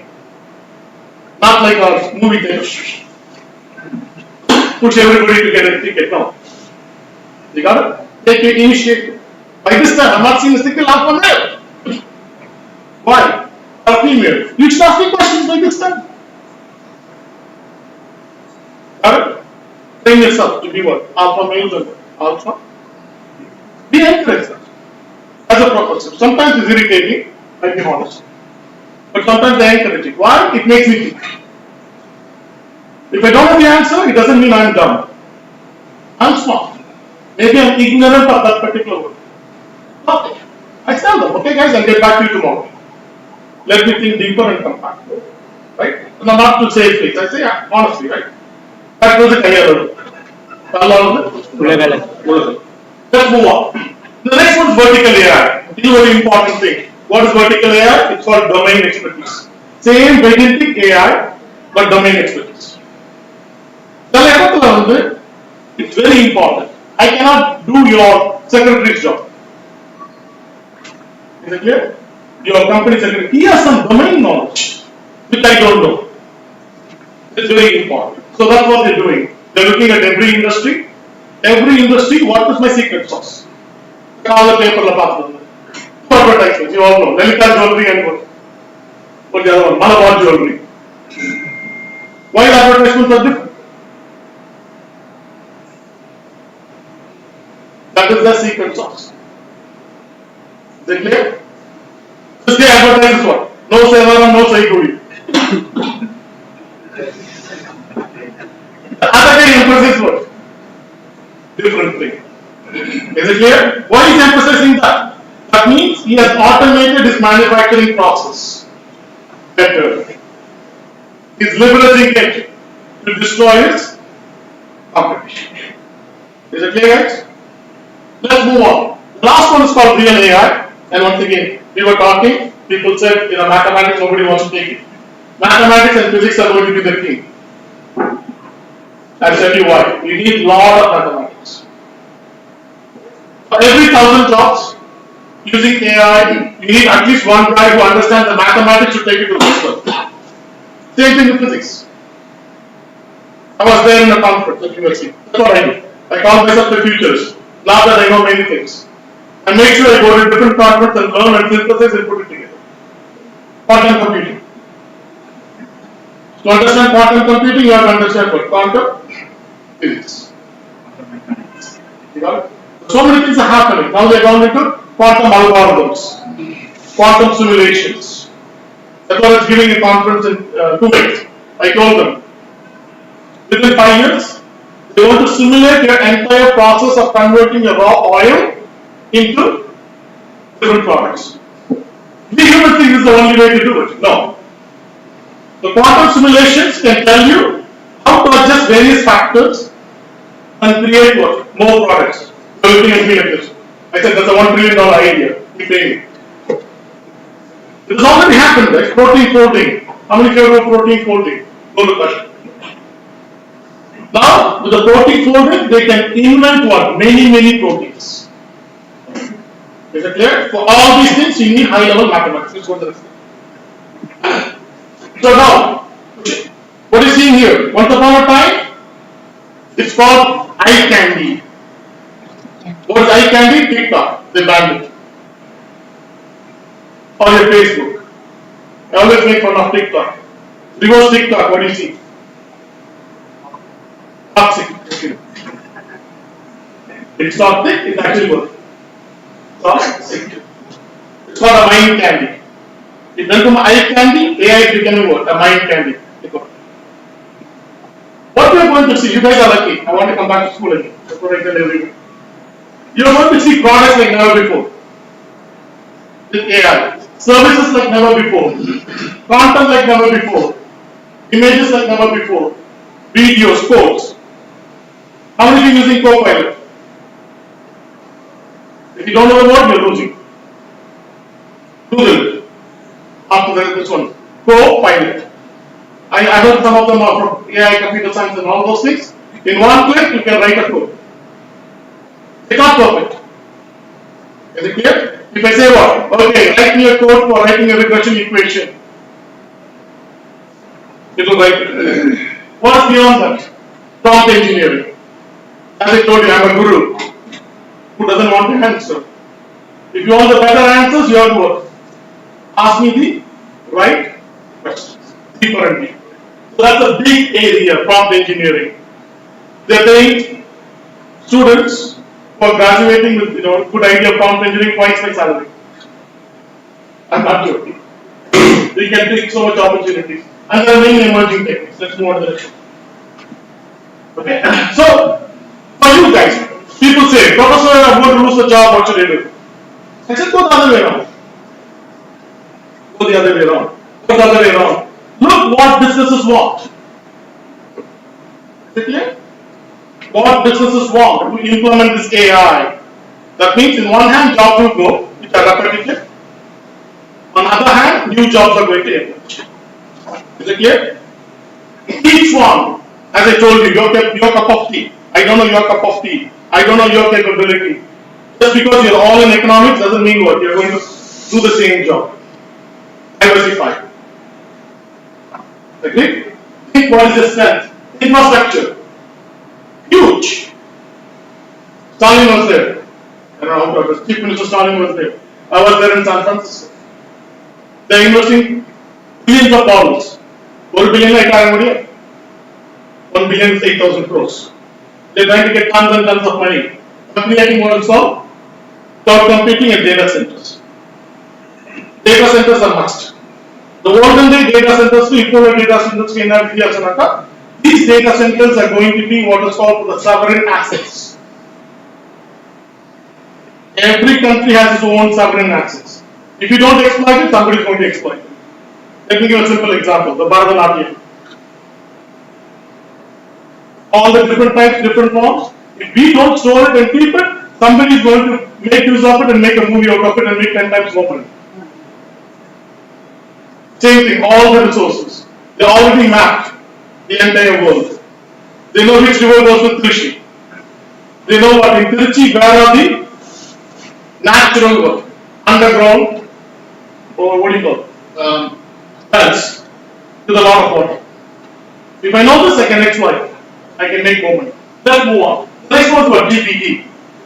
Guys, GPT, every 3 months something is getting outdated. Learn it. You don't have to believe me. Happens on the Google it, OpenAI. Right? Google, OpenAI, Gemini. Right? Gamma. So many of them are coming up. It helps you to make your presentations better, writing articles better, don't cheat. As a professor, I tell them, don't cheat. Use it to make things better. Whatever answer it gives you, take it, understand it, synthesize it, and add your uniqueness. I want to take a minute. How many of you want to go abroad? For their major studies abroad?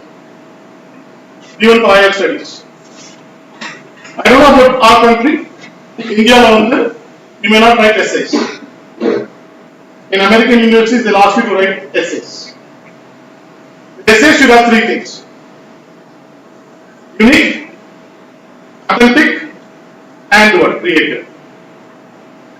Unique now. What is unique to you? For example, if I am going to write an essay today as an applicant, I am going to talk about my relationship with my father. My father was a lawyer. You know, Indian parents are strict. He was a lawyer. So we start debates. But he allowed me. As a debate. You should debate on many topics, he allowed me. So that is unique. Authentic. I cannot exaggerate. People can find out in 5 minutes.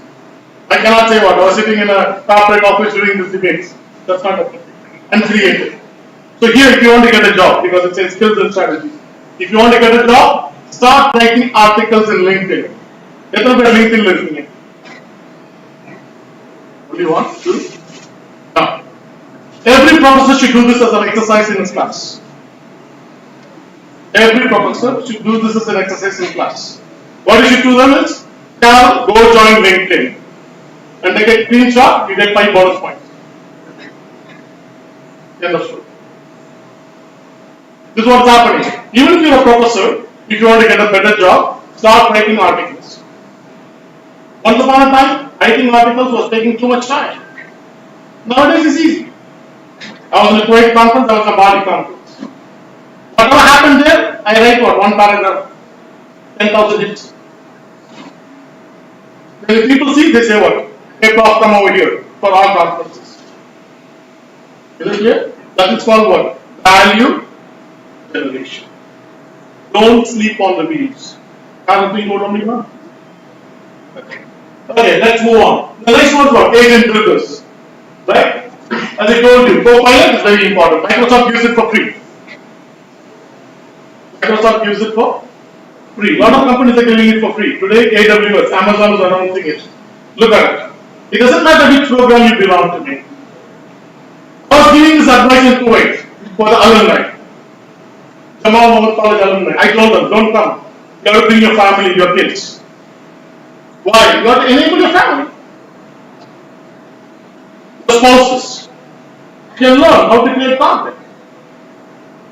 If they're good in particular thing, you know what I mean, a hobby, they can start publishing. Pretty soon they'll start making money by selling those products. Is that clear? Even for the kids. I told them it only takes what, 1 minute. You can find from your school, right? Somebody must have posted somewhere. What are the topics they taught in the school? Engage them. You go over to the page only. You got it? Even you and I also do that.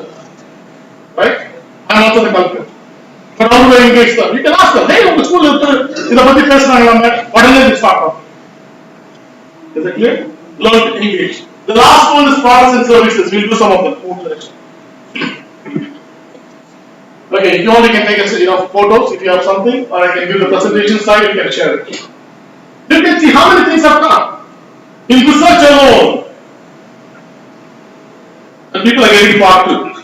Don't misuse it. And people are getting jobs. Within 10 minutes, a paper is released, or a conference is over. People are condensing this knowledge and publishing. The guys who are hiring you, when they look at it, they think, oh, this guy knows more.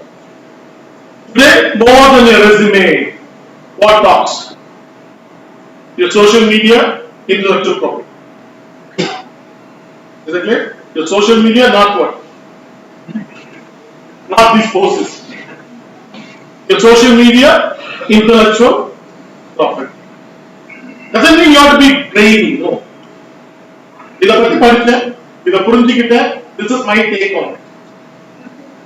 They know this one. A lot of people write, I know Java, I know C, I know this, C++. So what? Everybody knows that. What I'm showing different is C++. I wrote this program. Right? I took a code. How many use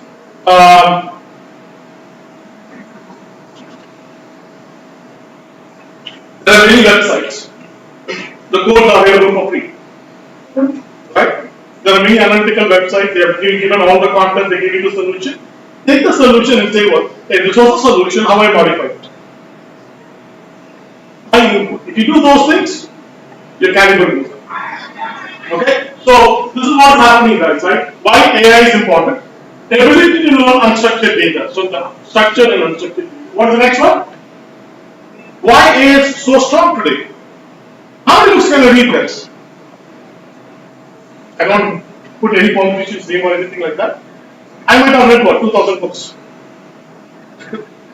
Not even 2000 books. I might have skimmed what? Many books. That's all I could have learned. The AIs today are reading almost every knowledge corpus. What is knowledge corpus? They read all the research papers published. They input it. They read all the articles, the codes, everything. They're learning from that and they're able to condense it. What's the beauty? Nothing. As I told you, probability. In terms of probability, they find out which has higher success, which is called a feedback loop by humans and AI itself. Whatever it is, it goes up. It's exactly opposite. For example,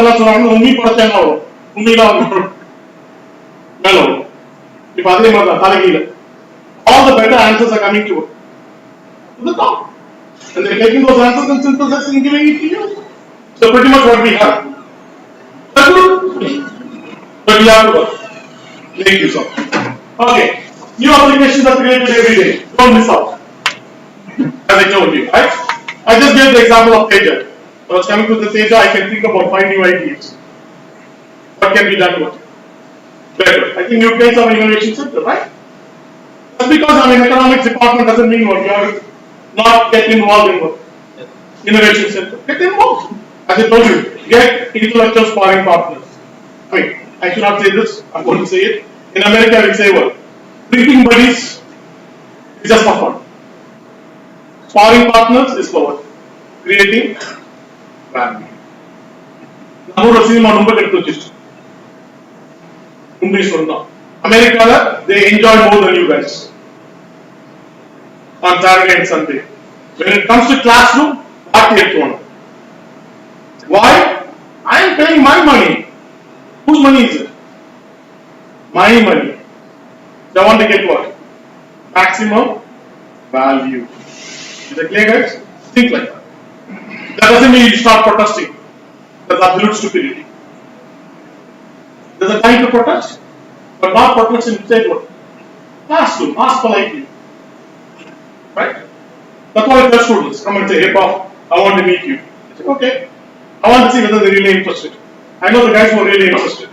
How do I know? They say, hey Prof, I'm going to buy you coffee. And I need 5 minutes of your time. Then I know what really important. See, he tells me the location, that means he has done the groundwork. Is it clear, guys? Let's move on. So, skills to develop. Once again, they ask me, keep on. Skills to develop. It's a long list.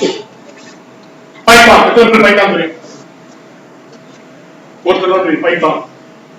You can learn Python in half a day. 1 day. To get better, it takes you 3 months. Okay? Python is scripting. It's pretty much like English. It's a lot more easier than more complicated than C++ and all those. Imagine me, once upon a time, I used to write programming in 8086 machine language. A lot of ones and zeros, shift left, add it. You got it? So you have to understand whether it is what type of structure it is. Now everything is made easy. So Python, or particularly if you are statistics research guys, R is very important. The next one is emerging, Julia. Why Julia? It's better than Python in terms of efficiency. Python is a code written for everyone. If you want efficiency, you need what? The new ones. So this is the best way to do guys. If I want to be ahead of the curve, very simple. Go to Harvard, go to any university. Look at schedule of classes. Schedule of classes. And the schedule of classes, they generally have the code 599, 499. They're introducing new classes. That means somebody has done the groundwork for you.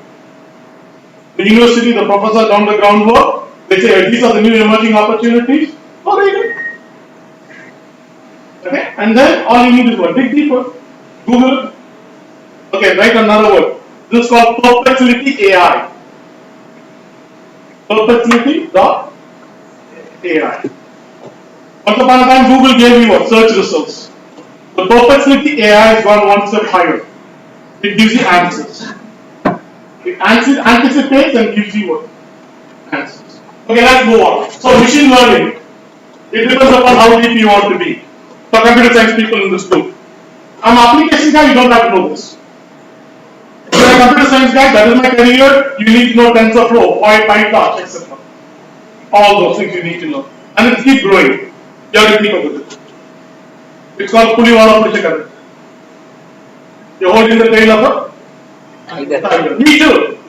If I leave the tail of the tiger, what happens? I become outdated. Nobody's going to call me for anything. Is it clear? My email will say what? Bye bye.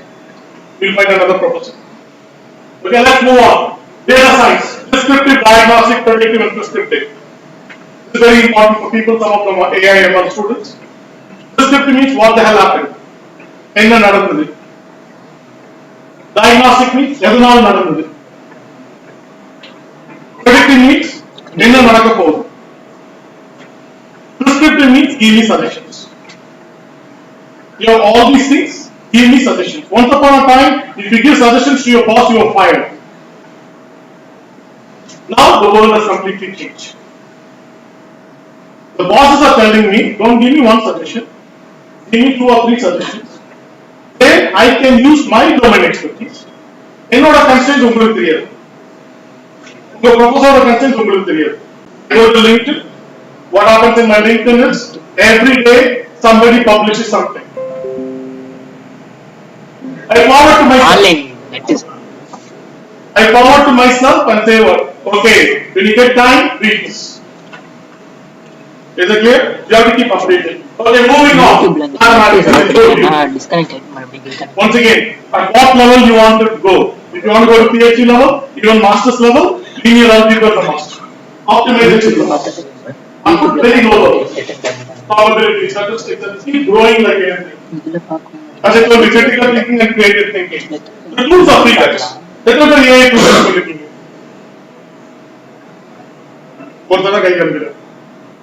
If you want to get the means, one click. If you want to create a content, one click. That's not the end of the story. That's the beginning of a journey. How can I add my domain expertise? You should always learn to put yourself in somebody else's shoes. Go home and find it. Go put yourself in your father's shoes, your mother's shoes, and walk. Then you know the pain. Then you start respecting them more. Otherwise, I'm not there. I am not our class of if you put yourself in their shoes, simple exercise. Go, put in the shoes and walk. You know the pain. Sometimes the shoes may have holes. When I was growing up, that was the scenario. You have shoes. Every 3 months, you have to go to a cobbler to put a new sole. People are married. People are mom, he buys 3 shoes.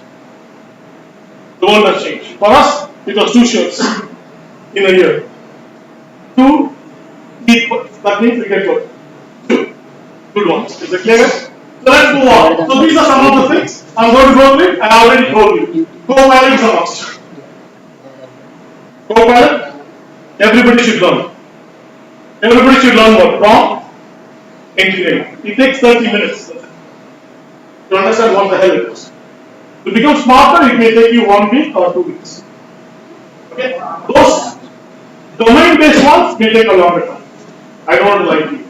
If you want to get in depth on statistics, you need at least 3 courses, 3 semesters. Let's move on. How this is it? I find the word security. AI is a threat and an opportunity. Great opportunity for humans. If you know how to manage it. What is the threat? If it starts dominating you. So I found the word security. Just like security. What is security? Zero risk for humanity. Zero. Z means what? Zero risk for humanity. This is for professors here. You guys are economics and other professors. If you want to get a greater job, sorry, I'm not telling you to leave this one. If you want to get a consulting position, board of director position, all you need to know is A to Z. Okay. This is a job for high level people. I should know A through Z of anything. Is it clear? Today A through Z of AI is a hard job. Not for you guys, students. Higher level, maybe PhD level, and those who have work experience and all those things. They want to put you in the board. In America, it started. Many of the professors are the board of directors. They want that. So just to give you adapt. Right? I'll share the slide with you all the way towards the last one. Security. One more, I remember famous word. AI lacks something. AI doesn't have this one. AI lacks something. Sometimes if it doesn't know an answer, it starts hallucination. Even humans, we do that. I look far away. Oh, that person looks like my cousin. Why? Partial information. Our brains cannot handle what? Partial information. It puts something in your head and says, oh, he's most likely like that. No, somebody else. Okay, same thing with AI. If you ask a question, if it doesn't know the right answer, it starts what? Hallucinating. It tries to create an answer.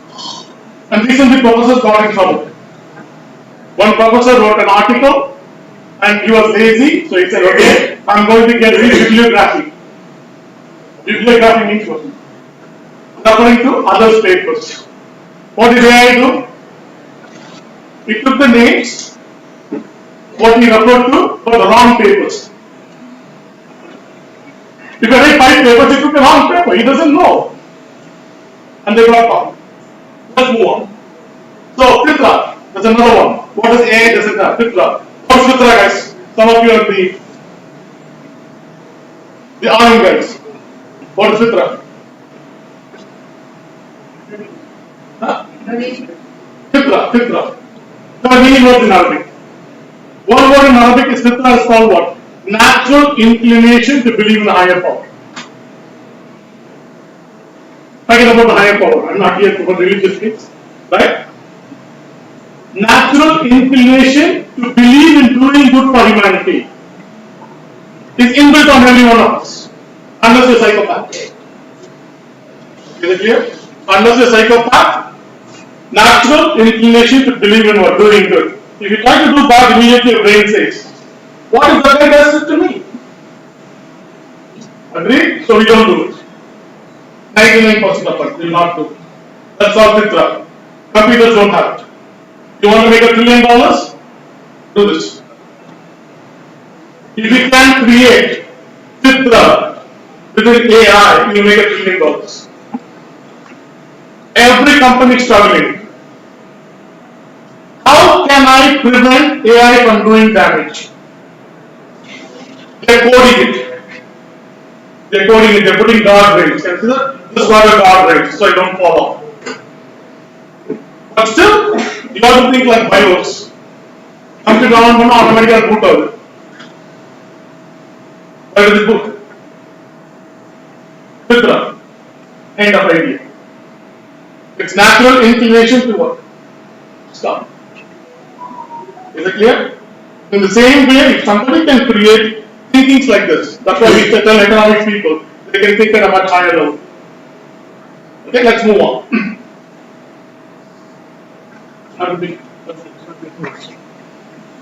Okay, so here it is. Whether you like it or not, just like many of us carry a phone, carry a computer, you're going to have a co-pilot. Is it clear? You're going to have a co-pilot. We used to joke around. You're going to even have a co-pilot for your marriage counseling. Just kidding. You are talking. There's so many divorces. I wish they had what? A co-pilot. Which tells you what? Okay, break down the tension. Okay, let's move on. So that's why I don't believe in AI. AI is artificial intelligence. I believe in high. High means what? Human enabling AI. Go to the next one. Okay, art and science and craft. Why it is important? Every one of us is different. Is it clear? Every one of us is different. Next slide.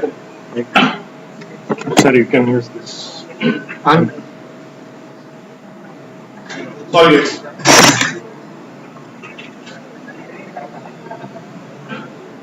Every one of us is different, right? How do I add value? It's called art, science, and craft. Art, science, and craft. That science has been replaced by what? AI. Okay? I can draw a drawing. I can do try to play on a tabla. But I was in that's what a better job. That's called craft. So whatever the AI gives, it thinks is the best answer. It's going to be across the board. So how do I add value? My craft. My part. Next slide. Keep that in mind, right? So don't think what AI answers everything. So this is another slide. Keep in mind. This is what the future of work is going to be. It's a busy slide. You can type it in. What is going to happen to my work? There's only one word. You have to concentrate right in the middle. What is it called? AI enabled. AI enabled knowledge worker. If you're not AI enabled, you will not have a job. Is it clear, guys? So get ready. That's what I tell my students. All I like to do is what? Give a gentle push.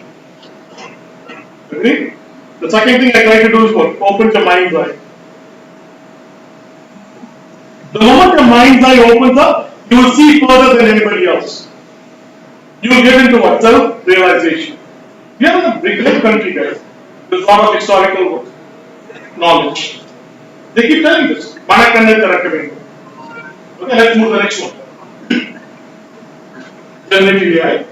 Okay, next one is digital transformation. All this is leading to what is called digital transformation. Everything is digital. Agree? Everything has been digital. Let's go to the next one. Digital transformation. This is a busy slide. I can talk about what is happening. Once again, let's go to the last slide. Everything is happening 1.7 times faster than what happened before. We are already complaining. I don't know what to do. So many new things are coming up. It's 1.7 times faster. Within 2 years, it's going to be what? 5 times faster. So be ready. Okay? Other things are, it's not just AI. In addition to AI, what we need? People, process, and skills. Try to develop the skills. And it's easy. How many of you watch YouTube? Everybody. Don't lie. YouTube. Everything is there in YouTube. In fact, today's research, I can tell you what's the hottest research in 10 seconds. With YouTube. There's more information in YouTube than what? Research articles. Okay, let's move on to the next one. Just to give you an idea. Next page. Okay. So now, there's a new word coming up. This was my conference presentation. Peak performance. It's another nightmare. And a great opportunity. For also no more. You have to perform at the peak level. Is it clear? Why? There's a hidden competition next to you. The shaitan is what AI is. If you can't keep up with it, there goes my work. Gone. So you have to learn to use AI and do a better job than what? AI. So that's the peak performance. Go to the next one. So these are new ideas are coming. Already in America, companies are liberating a lot. They're saving a hell of a lot of time. Very simple, on internal processes. All the IT guys, once upon a time, they go to there's a places on websites, code correction, errors. Nowadays, you don't have to do it. As you do the code, it pops up. What mistakes you make. Agree? It even gives you suggestion how to do it better. All those things are coming up. Go to the next one. Okay? That means productivity is going to go up. That's also good news for you. Why?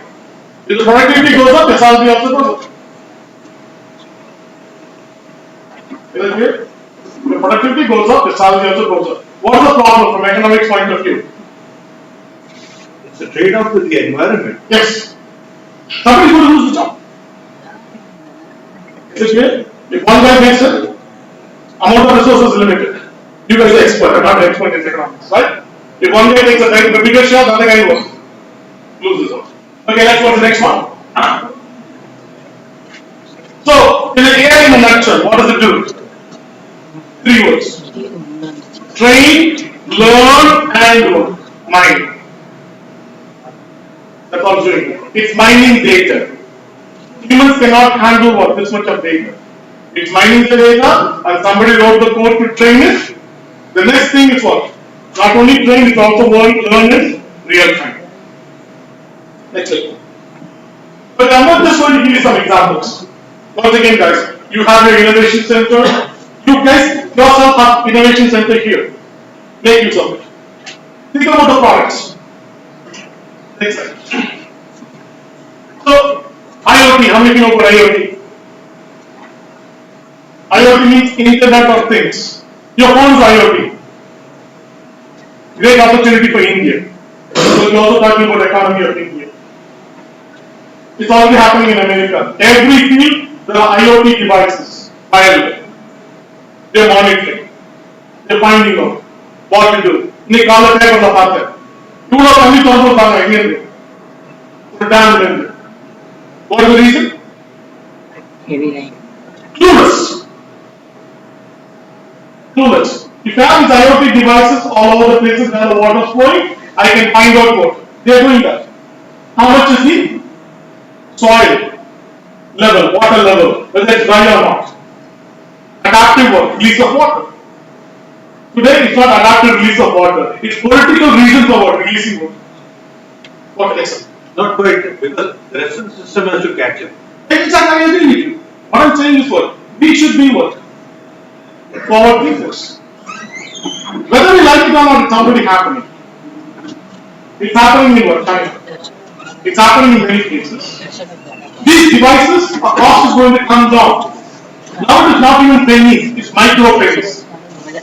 These micro devices. Okay, let's move on. So a lot of things are going to happen, guys. Let's move to the next one. In the interest of time, one of the things we already done is called digital twin. How many have a mini me? You know what's a mini me? I'm going to create myself on the internet. That's my next project. So that my student, you can answer my students' questions. That's all the digital twin. It's already happening. All I have to do is take all my cases, all my questions and answers, feed it. In that way, it will answer what? Most of the standard questions. Rather than you searching for it. Like this one.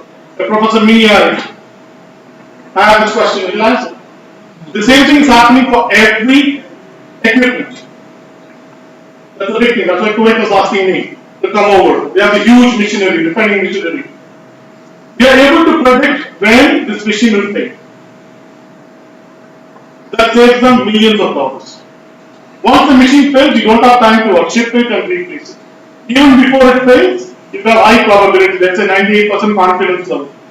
I say, what? Replace it. Got it? So here it is. You might have seen it. I didn't wear my ring.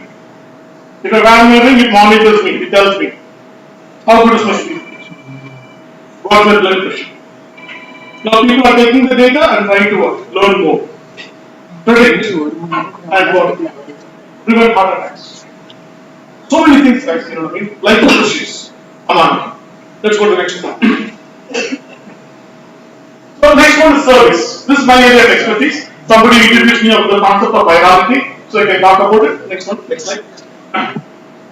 So this economic conference, so I put this one. The economics people are doing it. It's always what? Supply and demand.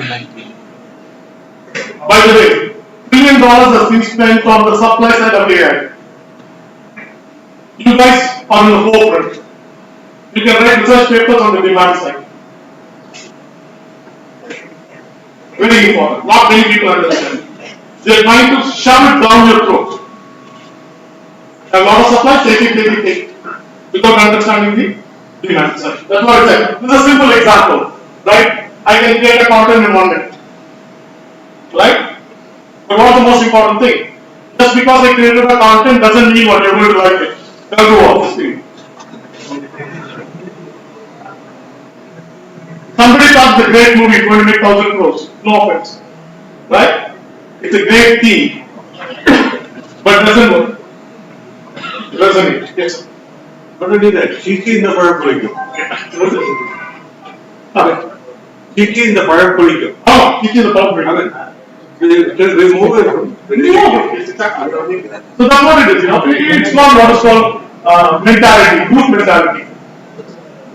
One RRR came, and people are copying it like that, right? It's very important, guys. Resonance is very important. Okay, let's move on. So this is why we are thinking in terms of economics, because I try to bring everything to this one for the next slide.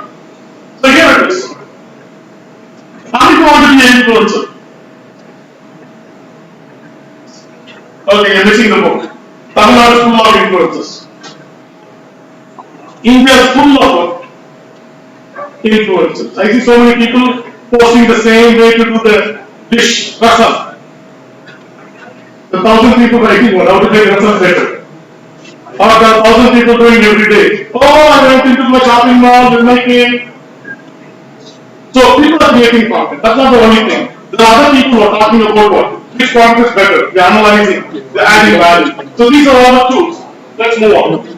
I don't think you don't look at me, just Google what? AI tools. Every 3 months it gets outdated. That's the second.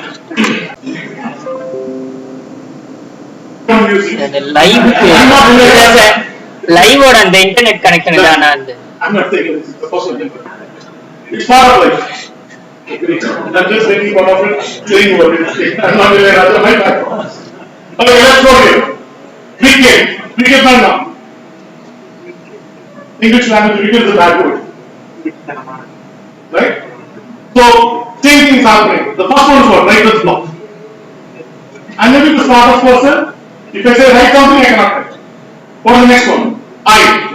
I stands for what? Lack of insights. Just give an example. I want to make a movie. I don't know what movie to make.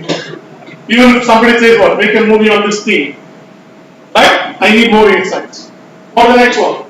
4 feet. Many of us, if you want to invest your money, you have 4 feet. You need to get the confidence. What is the next one? KPIs. This is a business one. If I want to make a decision, I need a benchmark. Is it clear? The benchmark is what? KPIs. If you join the college, you look at all the KPIs. Right? This is a good school. What is the ranking of the school? Same thing for you. If they want to hire you, what is your grade? How many classes you have taken in this particular area? What was the last one? Enhancements. Today, AI has done the job very well. Click, I can enhance it all of it. The last one is what? Dynamic decision making. Once again, comes to economics. Optimum. If you have a static optimum, it's great. If you have a dynamic optimum, I work with another professor. We both work on what is called price management. Dynamic price management. Law of economics. Okay, let's move on. So just to give you an example. So, as I told you, you're going to hear this word in 2 years' time. It's not any performance, it's called what? Peak performance. You have to push your limit to the next level. So I just gave you what are the different things are happening, how to get what? The best one. Next one. This is just example guys. Here's a simple example. I created this toolbox. In one clip, I can tell you what are the hottest emerging topics anywhere in the world. One clip. Here's another one for the guys who are in information systems. APIs. How many know what the APIs? Computer science people should know it. APIs.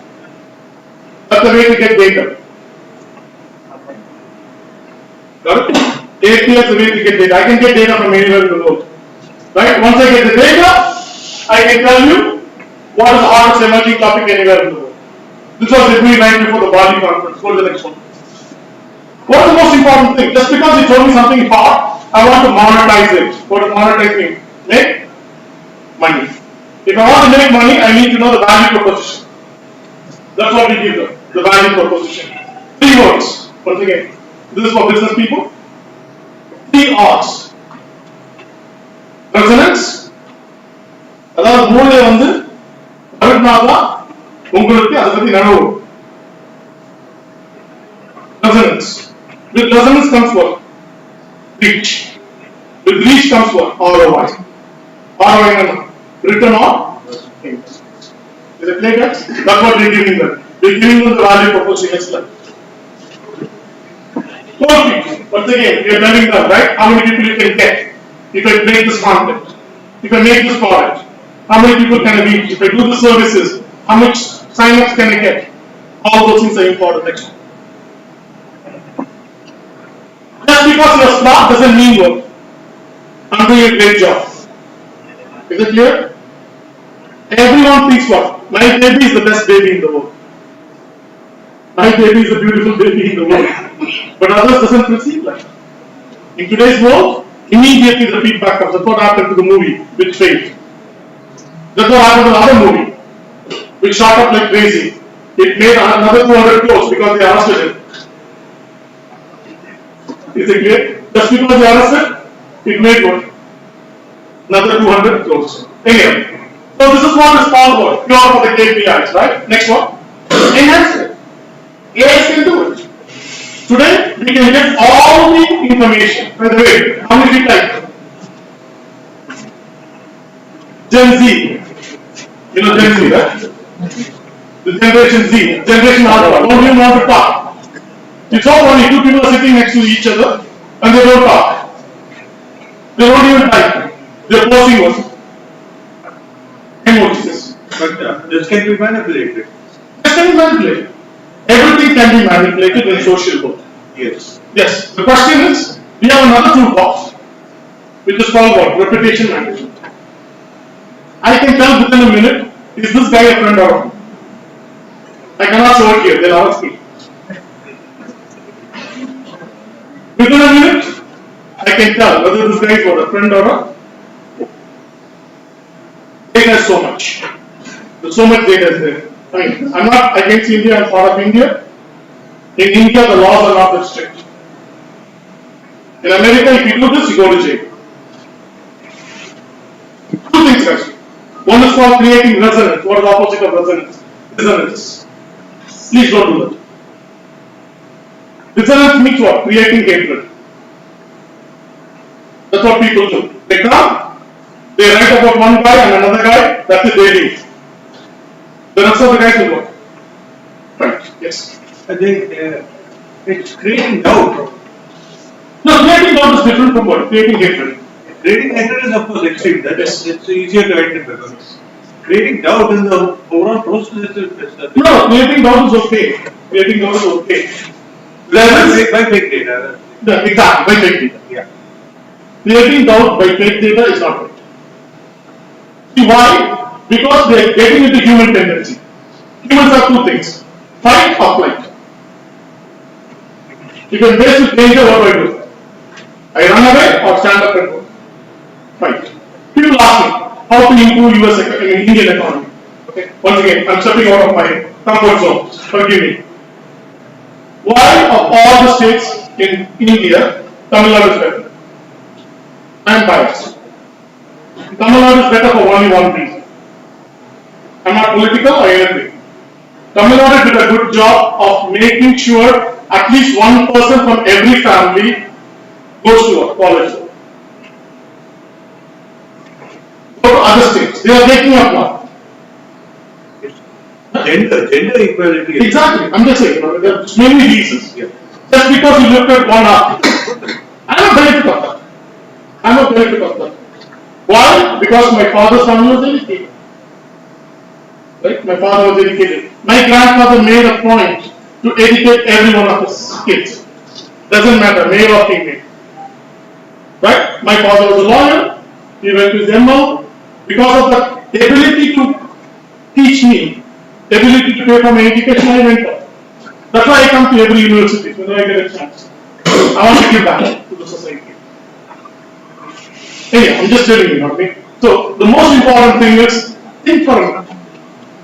Think for a minute. If this could be true. Creating doubt is not a problem at all. That's Archimedes or Aristotle's way of thinking. Ask the right question. The right question should be asked in the right audience. Is it clear? In terms of intellectuals, yes, we can create doubt and ask questions. We do that all the time. We are making the statement, what is right or wrong. If I go and make a wrong statement, this is what in America they say. You cannot go to a movie theater and say, we're fired. Agreed? I cannot create a doubt for. There is a fire. There's a difference between that and another thing. Okay? So let's move on in the interest of time. Social media data is dirty. No question at all. But there are tools which makes it work, make sense of it. Let's move to the next one. Okay, these are all methodologies. I work with the Bajaj. Bajaj made an auto. Bajaj made a video. We told them how to improve the video continuously and make it better. So at the end of the day, they got 3 times better return. So we call the 4 P's. Right? Next one. This is basically for business people. I'm just giving you how to think creatively outside the box. Don't make boxes. You guys are young. When you get a job, they'll try to box you in. This. My purpose in life is 2 things.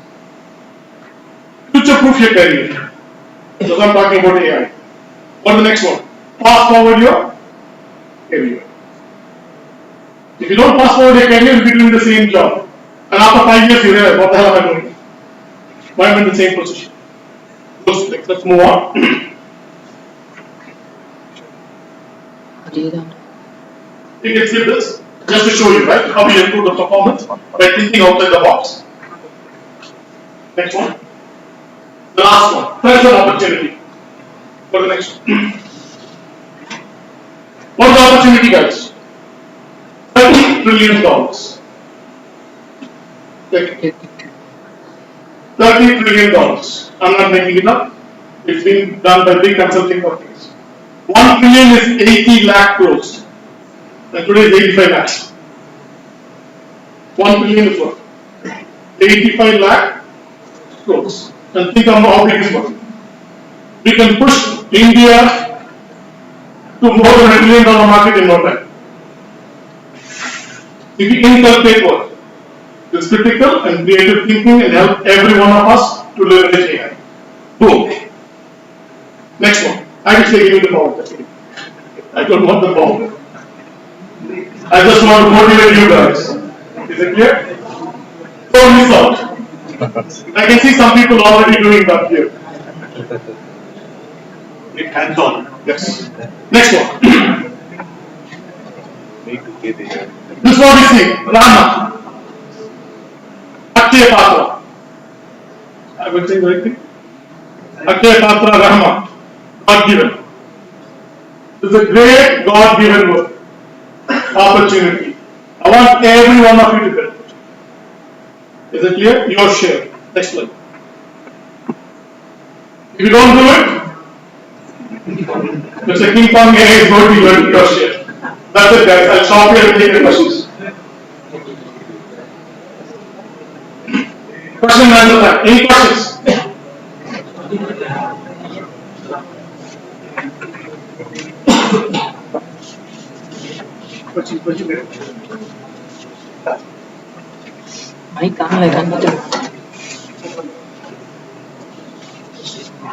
Specific suggestions for the Indian economy for transforming, getting AI. I think 2, 3. No. More than me. The hundreds of people are working on that. Almost every big company is working on that. But the problem is, they cannot monetize it without the right labor force. Okay. Right? They cannot monetize without what? Right labor force. Number one. Humans. Yes, humans. Number two, we need people with what? Forward thinking. That's why I call myself a futurist. There are tons of people out there. They have to give the right opportunity. I know I go to many universities, no offense. Lot of times what happens? They're under the thumbs of somebody.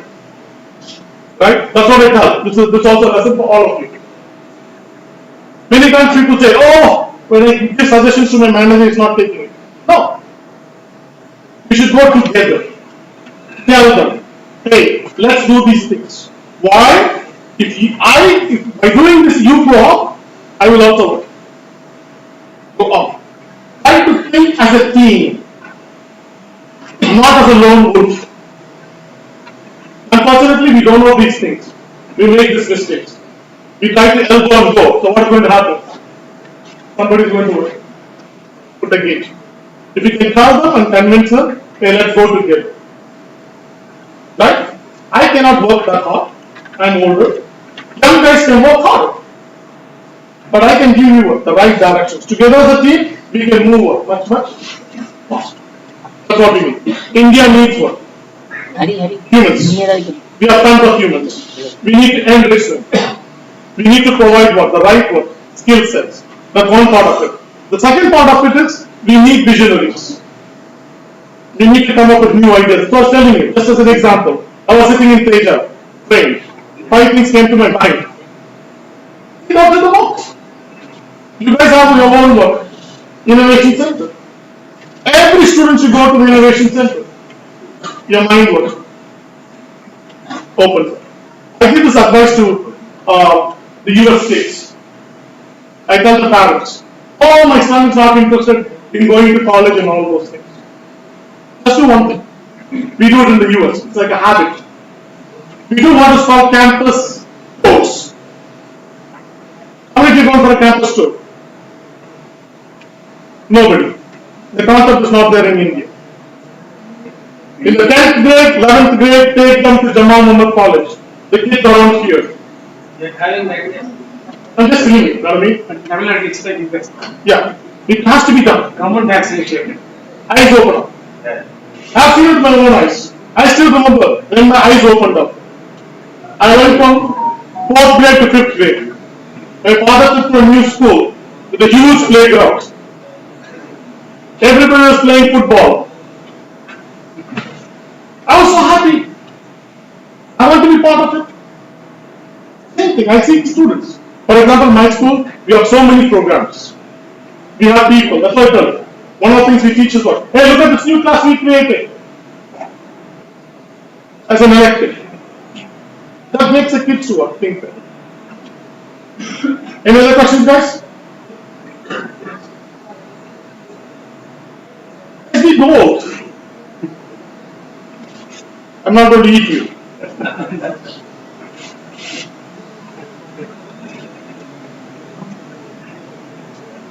As a novice, it is the best point to start. Good. Sir, I have BSc படிக்கிறேன் masters பண்ணலாமா இல்ல ஒரு suggestion. Okay. So here's my humble advice, okay? Don't get me wrong. Like people come and ask me for career questions. The first thing I say is what? Take a piece of paper, go to Conclave, spend half a day to 1 day, write 5 things you like, 5 things you don't like. Agree? What are your strengths and weaknesses and come back to me if you never came back. I don't want to give a wrong career advice. I need more information. Let's talk outside. Is that clear? Because number one, financial situation. I don't have financial situation. Is that clear? Number two, right? What is your likes and dislikes? That's the most important thing. We need to know this. What are your strengths and weaknesses?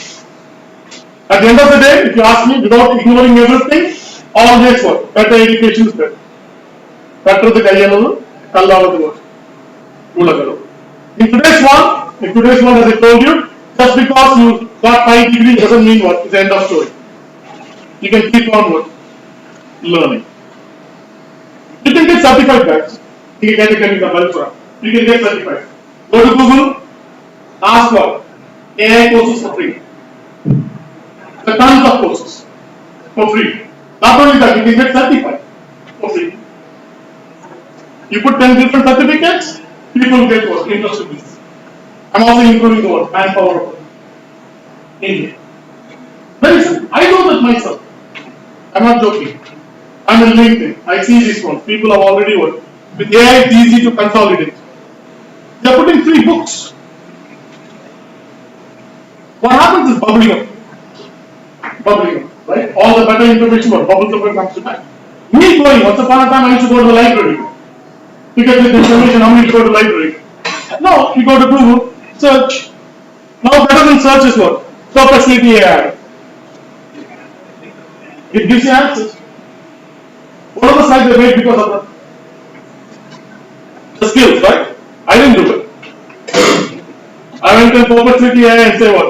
Hey, for the AI students, right? Skills, what should they suggest? They gave me a lot of them. Then I edit it up according to my expertise and present it. Tons of classes are available. You can educate yourself in 1 day. But being an expert will become what? 3 to 6 months. 1 day, if you want to be manageable, 1 week. How to use the toolbox within 1 week. Any other questions? Okay, otherwise I'll ask you questions.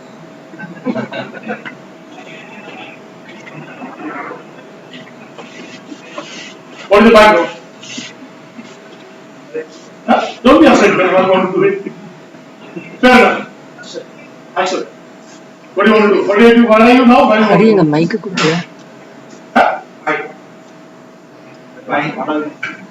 You're fine, I know that. Which program you are in? என்ன படிக்கிறீங்க? BSc Artificial Intelligence. Oh, BSc Artificial which year? First year. First year. What class are you taking? Python. Python, sir? Python is one course. What are the other courses? C. Discrete mathematics. Discrete mathematics. Okay, this is what I tell my students, right? After every class, don't rush out of the classrooms. Learning is putting it in and taking it out. The best guys are the ones who ruminate. You got it? It takes what? 2 minutes. I think I made you do that exercise too. Close your eyes and open your eyes. You can see who's next to you. In the same way, you should do after every class. recall. That's what AIs are better. Putting it in and what? Taking it out. Many of us, what do you do? Put it in, put it in, put it in. It's somewhere there. It never comes out. Is it clear? Why I was asking these classes? Then you know what are the classes. What is the purpose of these classes? If you start thinking like that, you get better. Okay, so what do you want to do with the AI? Certificate. Certificate? Why certificate? Knowledge. Why knowledge? You start what? Stepping on the toes. Get a better job. Get a better job. Why a better job? Get a good salary. And my family and myself. Okay, good. You want to help your family. Beyond that, what do you want to do? I achieved my goal. What did you go? You didn't tell me.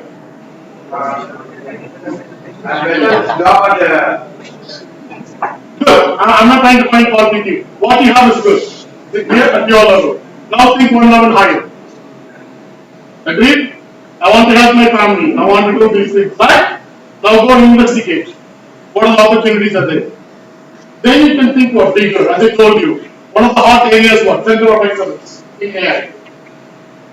I know AI and develop a domain expertise, whether it be finance, marketing, operations, supply chain. All these things are hot in India. Supply chain is really hot. If you know those things, what will happen? You will fast forward in career. Alright, thank you. You have good access. Anybody else? I'm going to pull it back.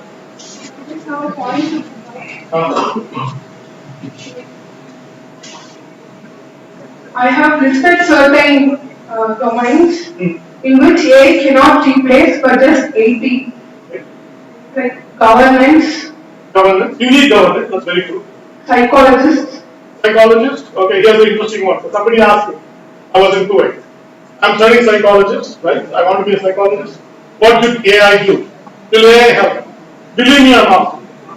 There's a new area developing which is called what? Understanding the psychology of this AI program. Why? There's something called bias. Something called bias. Let me give you an example. You go to any AI and ask you to draw a picture. 99% of the time it will draw the picture of a white man. Why? Because it learned examples from what it was fed. 99% of the pictures fed is what? White male, white females like that. Whose mistake is that? Us. We didn't create what? Enough knowledge corpus. If you have created enough knowledge corpuses, it will learn from what? Everybody. Going back to answer, yes, governance is in our hands. As far as psychology, yes, we have to understand the psychology of AI. Please note, new jobs are coming up. One of the jobs is coming to what? Managing robots. What do you mean by managing robots? They also have to be managed. They're putting what is called guardrails. Make sure they don't go out. What next one? Policymakers and teachers, I hope. Teachers? No. No, I think AI cannot replace them but just aid them. Aid them. I agree with you. I agree with you. It's a two-way street. What is a two-way street? Number one, AIs are getting better and better. We as a teacher have to use AI. I'm using AI. I'm not going to lie about it. Is it clear? There are certain things that are called nuances. There are certain things that are called what? Nuances. As I told you, every kid cannot be taught what? Meow, meow, meow. Which is a program. Right? Like this. So you have to understand, right, which is called what? The reality. Agree? For each kid is different. In that way, yes, we cannot replace the teachers. Agreed? If the teachers don't take the extra responsibility, what is going to happen? There goes my job. Is it clear? Look at this one. How many people are teaching AI? Compared to what? AI programs. It is also teaching it. Agreed? The problem is what is called relevancy. Right? I can write a code with AI. But the problem is somebody can write a better code. I changed my entire class. I used to teach all. The first day I go, professor, we have co-pilot. So all my programs for writing, machine learning, linear things, gone. So I completely changed my class. I said, okay, you do the co-pilot. Now I want you to understand the structure of the data. So what is my input? What is the output? What is the purpose of writing this code? So we have to from that way. If I say, no, I'm still going to teach you what? The same code. How to get a linear equation, ln, open bracket, input, outputs. I'm outdated. So we have to go one step higher. So that's what I said. Okay, let's take it through. This is the code. Your co-pilot is given to you. But why? What? How? Well, I hope I'm not holding you from lunch. That's the biggest mistake anybody can do. Any other questions?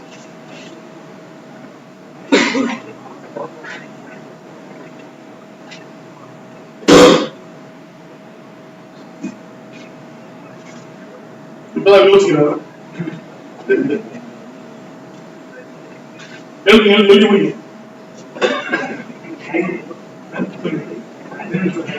Relevancy is conditioned by expectation of money flow. Economic people think much bigger than me. I have no question at all. Imagine, just supply and demand of how many Nobel Prizes. Right? We still do it. When I see the supply and demand curve, I go like, oh, dynamic pricing. Constraints, exploring.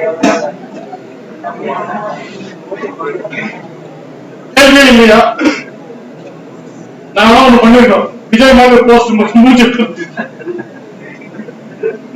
no people will be comfortable. Dynamic pricing will not harm the economy. It could. It's good. See, there are good things and bad things. I'll tell you.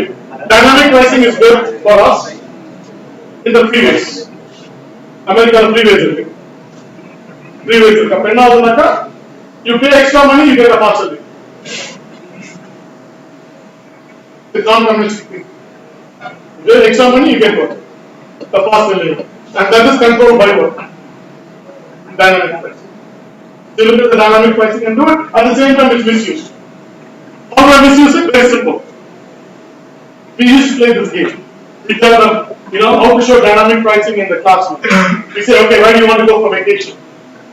They say, okay, I want to go for vacation for one of the resort areas. So we say, all the class people, keep on typing the same location in your website. On the wrong day, not on the right day. Next day when you come to class, what happens? Very close. I mean, this exploitation is also good. Yes? Question? AI use பண்றோம் அதிகமா Okay, time out. நீங்க பண்ண பெரிய தப்பு. I forgot to tell this. Introduce yourself and be proud of your names. Introduce yourself and be proud of your names. I don't know what my parents did. I tell all my students. They did a wonderful job. Yeah, what do you mean wonderful job? My name is Abdullah. Study economics. I tell them, my parents, I don't know what they did. They did a good job. They did me correctly. Art means follow. Ansari means what? One who writes it up. So you have to say that. Good. AI use பண்றோம் புரியுமா அதிகமா வேலை வாய்ப்பு நிறைய பேர் இழக்கிறாங்க. அது தவறான கருத்து. நான் தான் சொன்னேன்ல, ஒரு காலத்துல நீங்க சினிமால பாத்தீங்கன்னாக்கா எனக்கு இன்னும் நல்லா மனோரமா வருவோம் ஒரு படத்துல வரும் அந்த படத்துல. அப்ப மனோரமா சொல்லுவாங்க, இவங்கெல்லாம் அதிசயமா அந்த டிராக்டர் பாக்குறாங்க, இதனால பல பேருக்கு வேலை போகுதுன்னு நினைச்சிருக்கோம். அவங்களுக்கே தெரியாது பல பேருக்கு வேலை போச்சு. ஆனா என்னாச்சு, பல பேருக்கு பெட்டர் ஜாப் கிடைச்சது. எப்படி பெட்டர் ஜாப் கிடைச்சது? எக்கனாமிக்ஸ் more வளம். They are able to till more places. They are able to plant more. In the same way as I told you, If you're not AI enabled, in 2 years, your job will go away. If you're AI enabled, you will have a job. Not only that, new jobs are going to come up. The jobs you never even thought of. I give an example. Studying what? The psychology of an AI program. What do you mean? They're not even humans. But we need to do this as a research. We need to find out what the inherent biases it has. Agree? More and more job opportunities are going to come. They're going to produce more. That means the more people are going to sell. At the end of the day, what's going to happen? AI and AI is not going to trade. It's already happening. Agree? That is the risky part. That is the risky part. The moment AIs think and somebody gives them the power to think that humans are not needed, that's a danger. Until then, you should think AI is what? High. Human enabling AI. That's why I put the word security. Whatever you do, zero will score. Humanity. All the big companies in America are hiring so many people. You are talking about policy making, governance, security. All those things are there. Those are new jobs. Would anybody have thought about 5 years ago to create those jobs? Even 1 year ago? No. There are so many jobs are coming up, even in programming. A lot of people, guys are creating what is called guardrails. Guardrails are not the moment. நீங்க நீங்க வந்து freeway ஓட்டும் போது ரெண்டு பக்கம் sound மாதிரி கட்டி வச்சிருக்கோம். எதுக்கு? ஃப்ரீவேனா எது? ஹைவே. அமெரிக்கால ஃப்ரீவே, நம்ம ஊர்ல ஹைவே. ஹைவேல பாத்தீங்கன்னா இந்த பக்கம் இது மாதிரி கட்டி வச்சிருப்பாங்க. தடுப்பு சுவர். கார்ட்ரேல்ஸ் நதிங் பட் தடுப்பு சுவர். ஏன்? மத்தவங்க பாதிக்கூடாது, உங்களையும் பாதிக்கூடாது. உங்களையும் safe காப்பணும். All these things are going to come. The people are going to be really at loss are old people like me who are not willing to update themselves. Or young people who are sleeping on the beaches. But that's reality. That's reality. God has made us for that period of time, and beyond a certain point, learning to a limitation. Although we can say lifelong learning and all. No. The old memory cannot be rebooted and wiped out. அதுதான் ஒரு word வச்சிருக்கேன். என்ன word? எங்க அம்மா சொல்லுது பெருந்தன்மை, magnanimity. At some point in life, you cannot feed yourself. I mean, I'm just going back to Quranic verse. I hope you get in mind. The Quranic verse said, "We made you weak, and we made you strong. Again, we made you weak, so that people will understand the cycle of taking care of each other." So that's what it comes in, right? It doesn't mean what I'm going to learn means for enjoyment. At certain point, it's just what? Keeping myself updated, not just to make a living. At some point in time, you young guys should promise yourself, take care of your parents, take care of your family. If that bond is broken, that's it, end of humanity. It's already happening, guys, in many countries. In many countries. This is not a class, going back to your thing. You know what the biggest disease in the world today? What is the biggest emerging disease in the world today? It's called loneliness. That means what is the reason? I'm isolating from myself, from my family and friends. It's happening. It's happening in the Western society. Pretty soon you will see these articles in Indian. It's already happening in a different way. One guy committed because of the divorce. There's so much of torture. There's no support system. That means what he was feeling with loneliness. What's the next question? Thank you. I don't want to go off topic about rape. I hope I don't offend anybody. My intention is not to offend anybody, and I'm always for non-religious. In front of students, I'm always for non-religious. I don't want to favor anybody. All of you are like my babies. Is it clear? As a human, I just want to give back something. What I do. Any other questions?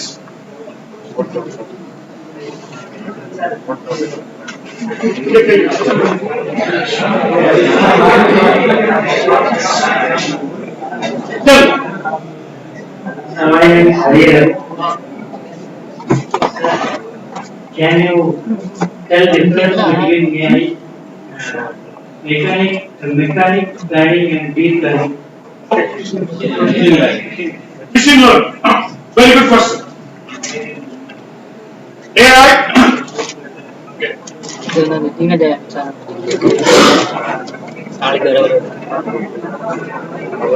Okay, click on the AI box. Mic.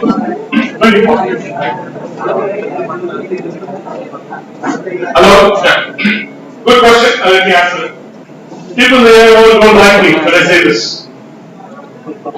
AI has become a buzzword.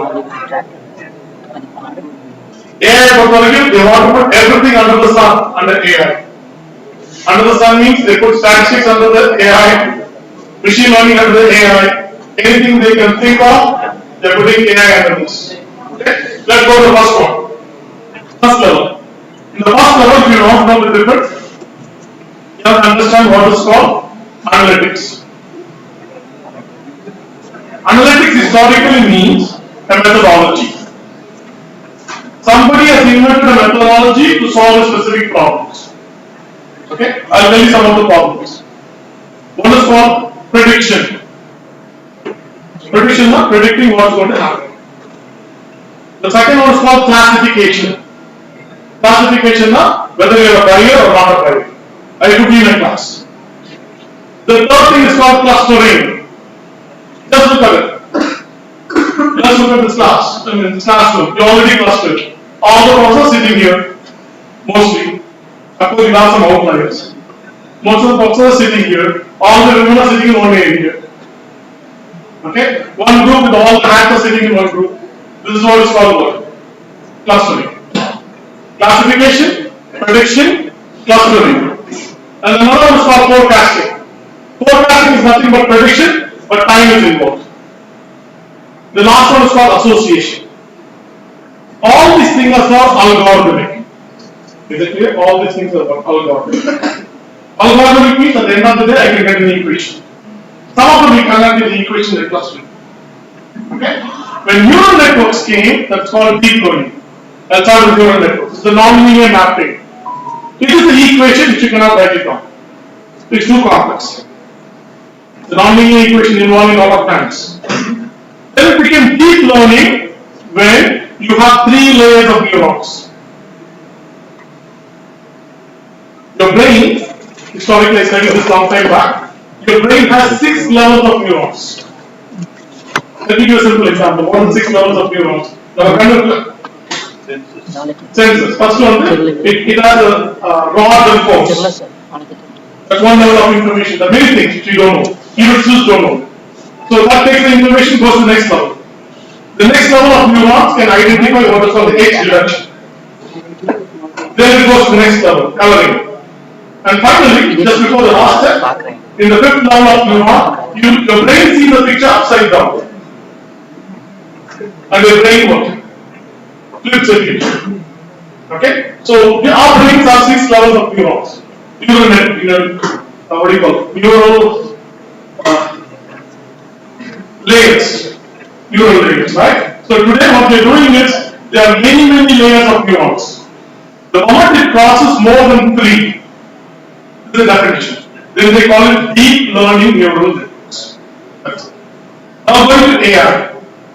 What they have done is, as I told you, they are able to manage unstructured data. Unstructured data like images, text. Now talking about AI now. Most of them you ask a question, it's able to understand ChatGPT. It's able to take the text, right? And it's able to come up with the output. How did it come up with the output? This was a game changer. Word to vector. Word to vector. That means the entire English language, right? They took effort to map the words into vectors. Cat is next to a dog. Agree? That was the starting point. Now beyond that, what happened is, the technology developed so much. Now they are able to associate. That's what a vector database. If you have a sentence, you can find what this sentence is close to another sentence. Okay? And then you have the concept of transformer technology. அதனால என்ன ஆச்சுனாக்கா you can feed in information. Okay, I'm talking about ChatGPT kind of thing. You can feed in information, right? It takes all those information and finds out what are the closest things. I can say what? Tell me about these things in 3 paragraphs. Automatically somebody has already coded it in English. American they teach you. The first paragraph should be what? Introduction. The second paragraph should be what? Discussion. The third paragraph should be what? Conclusion. You can have 3, 4, 5. AI has many things. AI has many things. Once upon a time, it was what is called if then else rule. The simple one. Then it becomes fuzzy logic. These are different parts of AI. Not all of them survived. Then you have expert systems. What is expert systems? Is nothing but what? Human knowledge translated in if then else rule. All these things changed because of they realized the computers today can recognize patterns without anything. That's what they train. When they train a lot of things, they're able to see what pattern. There's another thing which came into place, which is called what? All you need is attention. Contextual relevancy. Contextual relevancy means if when you are questioning it, is this a house? Is this a house? Is this? It goes back and takes it. There are a lot of statements in the literature. What is this? A. Okay, got it. Finally, it knows house. Then it can work. Subset it. Now you can go to the next statement. Is this house costly? You got it? This is what's called what? All you need is attention. By doing this, by doing what is called human feedback as well as AI feedback. It's called human in the loop as well as what? AI in the loop. It can tell you whether it's right or wrong. By learning right or wrong, it's able to map it. At the end of the day, guys, if you ask a mathematical guy, he say what? Everything is nothing but a mapping. This entire universe is nothing but a mapping. How many seen the universe map? If you look at the universe map, all the galaxies, everything looks like what? Interconnected map. Can this be done with videos and with images also? Yes, it's already happening. It's happening with videos. I can create video in 5 seconds. So, can it be read and transformed? It's reading video, it's reading anything you can think. It's called multimodal AI. It's getting better and better. What about sounds? Yes. They already have AI created. I think it's getting hungry. We'll stop here. Yes.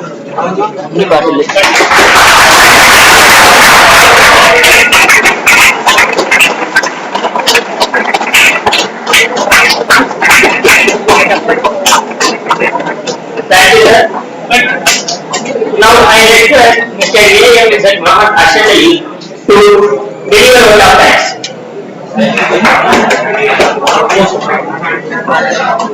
The name of Allah, the most beneficent and the most merciful being. Good afternoon to all. It is my privilege to propose vote of thanks for the first day of this International Conclave on Artificial Intelligence and Economic Development of India. So, first of all, I thank the management committee members of our college, the secretary and correspondent, the treasurer, the assistant secretary sir, and the honorable member and director for granting us permission to conduct this event. I thank our principal sir for his guidance and advice throughout the preparation process for this event, and also for his wonderful presidential understanding. I thank our vice principal sir for his presence in the morning in the first session. Thank you, sir. And I thank our beloved head of the department and our additional vice principal, Dr. A.J. Hajamaddin sir, for his guidance and support for making necessary arrangements for this program. I thank today's resource person, Dr. Arif Ansari sir. He has enabled our student, he has insisted our student to have critical thinking and creative thinking and ask them to be future proof and make them AI enabled in order to have a great successful career. I hope the participant has got tremendous insight about various aspects of artificial intelligence tools. Thank you so much. I thank today's resource person of the first session, Dr.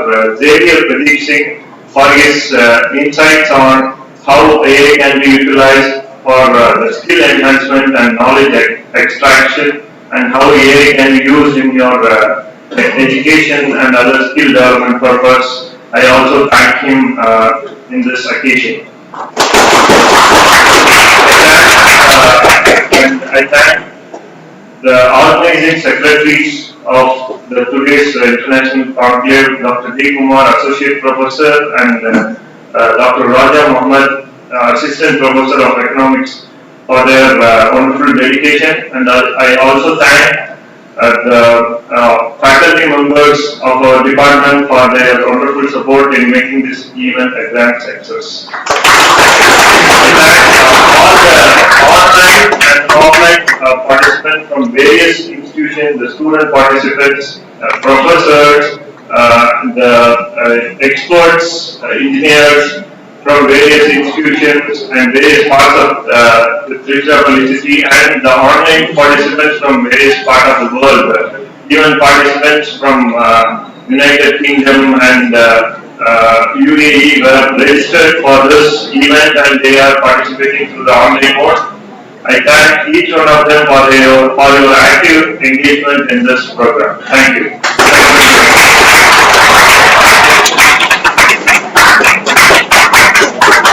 Thank you, sir.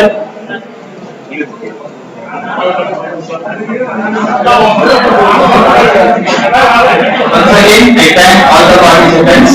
Inshallah, we will meet tomorrow for the second lecture. Thank you.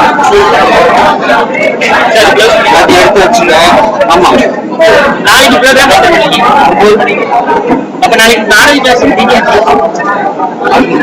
கோடி புஸ்தங்க எங்களுக்கு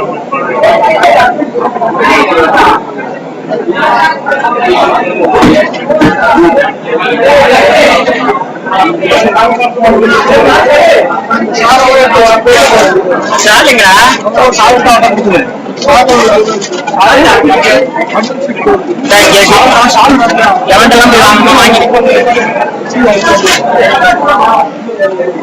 HDMI கேபிள மட்டும் கழிட்டு சாட்டை கூட asset centre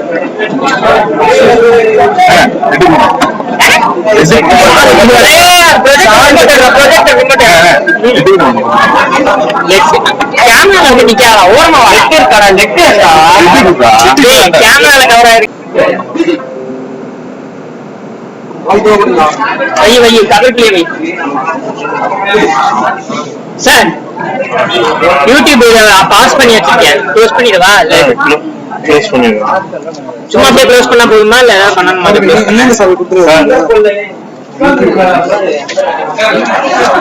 இப்போதைக்கு pass மட்டும் பண்ணி வச்சிருக்கேன் அதுக்கு ஆஃப் பண்ணி பாஸ் டவுன் பண்ணியா வெளிய வந்துரும் க்ளோஸ் பண்ணு இல்ல லைவ் க்ளோஸ் பண்ற மாதிரி எண்ட் லைவ் செஷன் எதுவும் இருக்கா பாக்குறேன் இந்த எடிட் இருக்கு